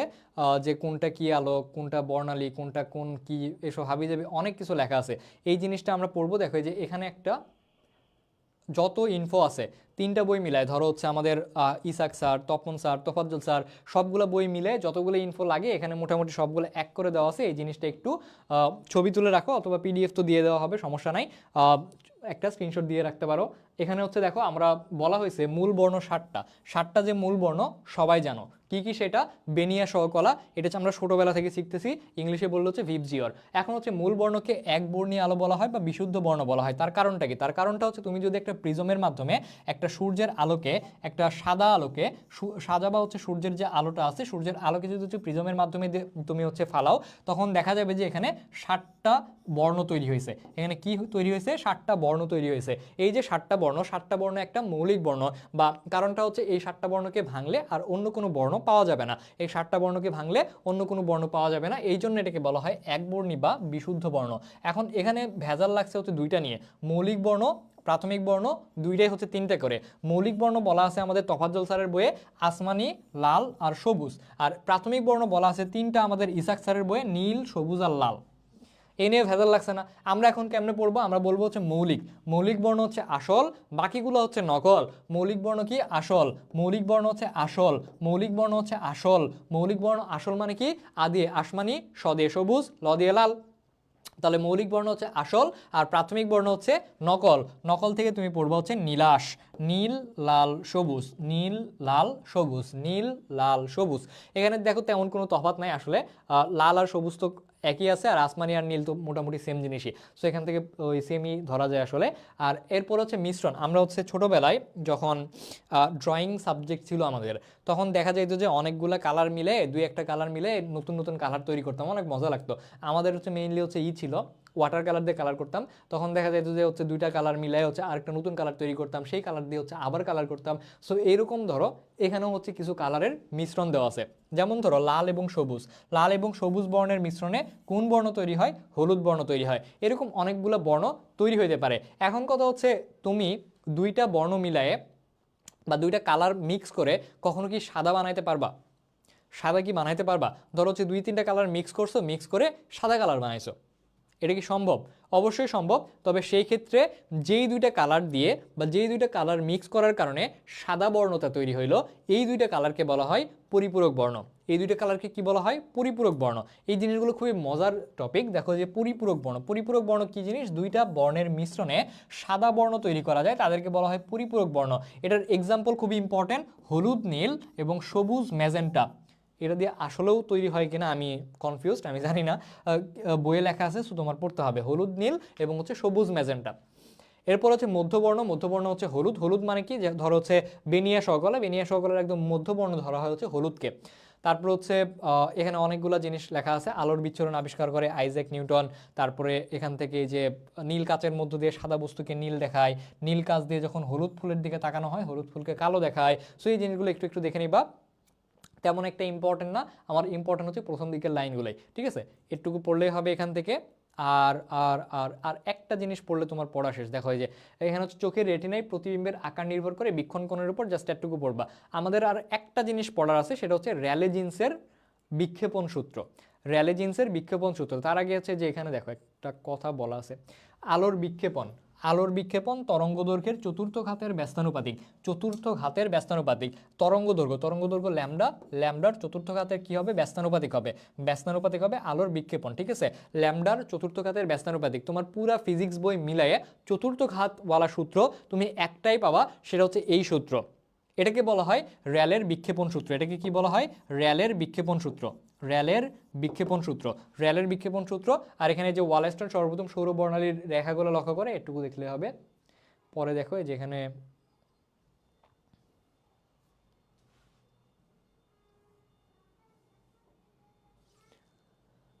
আর কিছু লাগবে না, এখান থেকে যে বর্ণালী পাঠের প্রয়োজনীয়তা একদম লাস্ট পেজে আসো, বর্ণালী পাঠের প্রয়োজনীয়তা, এই জিনিসটা পড়লেই পড়া শেষ। বর্ণালী পাঠের প্রয়োজনীয়তাতে কি বলা আছে, বিভিন্ন বর্ণের তরঙ্গ দৈর্ঘ্য নির্ণয় করা যায়, বিভিন্ন অনেকগুলো কথাবার্তা লেখা আছে। তুমি এই জিনিসটা পড়বে একটা ছন্দ দিয়ে, যে ল্যামডা ও মিউ অনেক মেধাবী, ল্যামডা ও মিউ অনেক মেধাবী, ল্যামডা ও মিউ অনেক মেধাবী। ল্যামডা দিয়ে কি, ল্যামডা দিয়ে হচ্ছে তরঙ্গ দৈর্ঘ্য নির্ণয় করা যায়, 1 নাম্বার ল্যামডা। তারপরে মিউ মানে কি, মিউ মানে হচ্ছে প্রতিসরণাঙ্ক নির্ণয় করা যায়, এটা হচ্ছে 2 নাম্বার। তারপরে অনেক দিয়ে আমরা পড়বো হচ্ছে আভমণ্ডলের গঠন, অনেক মানে হচ্ছে আভমণ্ডলের গঠন, 6 নাম্বার। তারপরে মেধাবী দিয়ে যে মৌলিক পদার্থ শনাক্তকরণ করা যায়, মেধাবীর ম দিয়ে হচ্ছে 5 নাম্বার। আর ধ দিয়ে হচ্ছে যে ধাতুর বৈশিষ্ট্য, ধাতুর নাম প্রকৃতি নির্ণয় করা যায়, ধাতুর বৈশিষ্ট্য, ধাতুর নাম প্রকৃতি নির্ণয় করা যায়, 3 + 4। এই হচ্ছে আমাদের মোটামুটি বর্ণালী পাঠের প্রয়োজনীয়তা। তাহলে বর্ণালী পাঠের প্রয়োজনীয়তা কি ছিল, বর্ণালী পাঠের প্রয়োজনীয়তা ছিল যে হচ্ছে ল্যামডা ও মিউ অনেক মেধাবী। ল্যামডা মানে কি, ল্যামডা মানে তরঙ্গ দৈর্ঘ্য নির্ণয় করা যায়, প্রতিসরণাঙ্ক নির্ণয় করা যায়, অনেক দিয়ে হচ্ছে আভমণ্ডলের গঠন, মেধাবীর মদে মৌলিক পদার্থ সম্পর্কে জানা যায়, আর হচ্ছে ধাবি দিয়ে হচ্ছে ধাতুর বৈশিষ্ট্য, ধাতুর নাম প্রকৃতি নির্ণয় করা যায়। এই ছিল মোটামুটি আমাদের চ্যাপ্টার। আর লাস্টে পিডিএফের লাস্টে দেখা হচ্ছে আমরা হচ্ছে তপন স্যারের বইয়ের, তপন স্যার বা হচ্ছে সবগুলো স্যারের মোটামুটি অতিরিক্ত ইনফরমেশন যতগুলো লাগে সবগুলো এখানে দিয়ে দেওয়া আছে। সেই জিনিসগুলো হচ্ছে পিডিএফ থেকে দেখে নিও, পিডিএফটা একটু পরে আপলোড দিয়ে দিবে, বা হচ্ছে যে আমাদের ক্লাসের যে ইয়াটা আছে, ক্লাসের ক্যাপশনেই হচ্ছে পিডিএফটা পেয়ে যাবা, পিডিএফের লিঙ্কটা পেয়ে যাবা। ঠিক আছে, হ্যাঁ, আমরা বিশাল বড় একটা চ্যাপ্টার শেষ করলাম, মোটামুটি 1 ঘন্টা 36 মিনিট লাগছে, যদি হচ্ছে মাঝে 5 মিনিট একটু গ্যাপ ছিল, তার মানে 1.5 ঘন্টার মধ্যে আমরা শেষ করতে পারছি আলহামদুলিল্লাহ। এতক্ষণ আমি যা বুঝাইছি মোটামুটি বুঝতে পারছো কিনা একটু কমেন্টে জানাও। ক্লাসটা কেমন লাগলো এই নিয়ে হচ্ছে অবশ্যই আমাদের গ্রুপে হচ্ছে রিভিউ দিবা, ঠিক আছে? রিভিউয়ের ক্ষেত্রে হচ্ছে অবশ্যই কিন্তু আমাদের গিফট আছে, সো রিভিউ দিবা। ক্লাস ভালো লাগলো নাকি খারাপ লাগলো, পজিটিভ নেগেটিভ যেই রিভিউ থাকে সেটাই দিবা, ফ্র্যাঙ্কলি হচ্ছে গ্রুপে বলবা, কোনো সমস্যা নেই, ইউ আর ওয়েলকাম।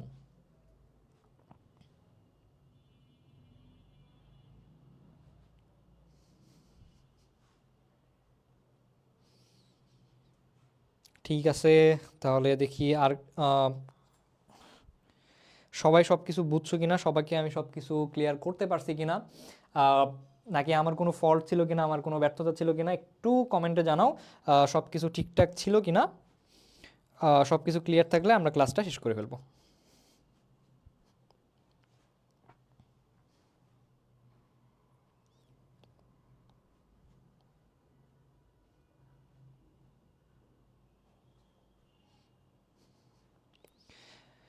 ঠিক আছে, সবার সব কিছু ক্লিয়ার যেহেতু, আল্লাহ হাফেজ।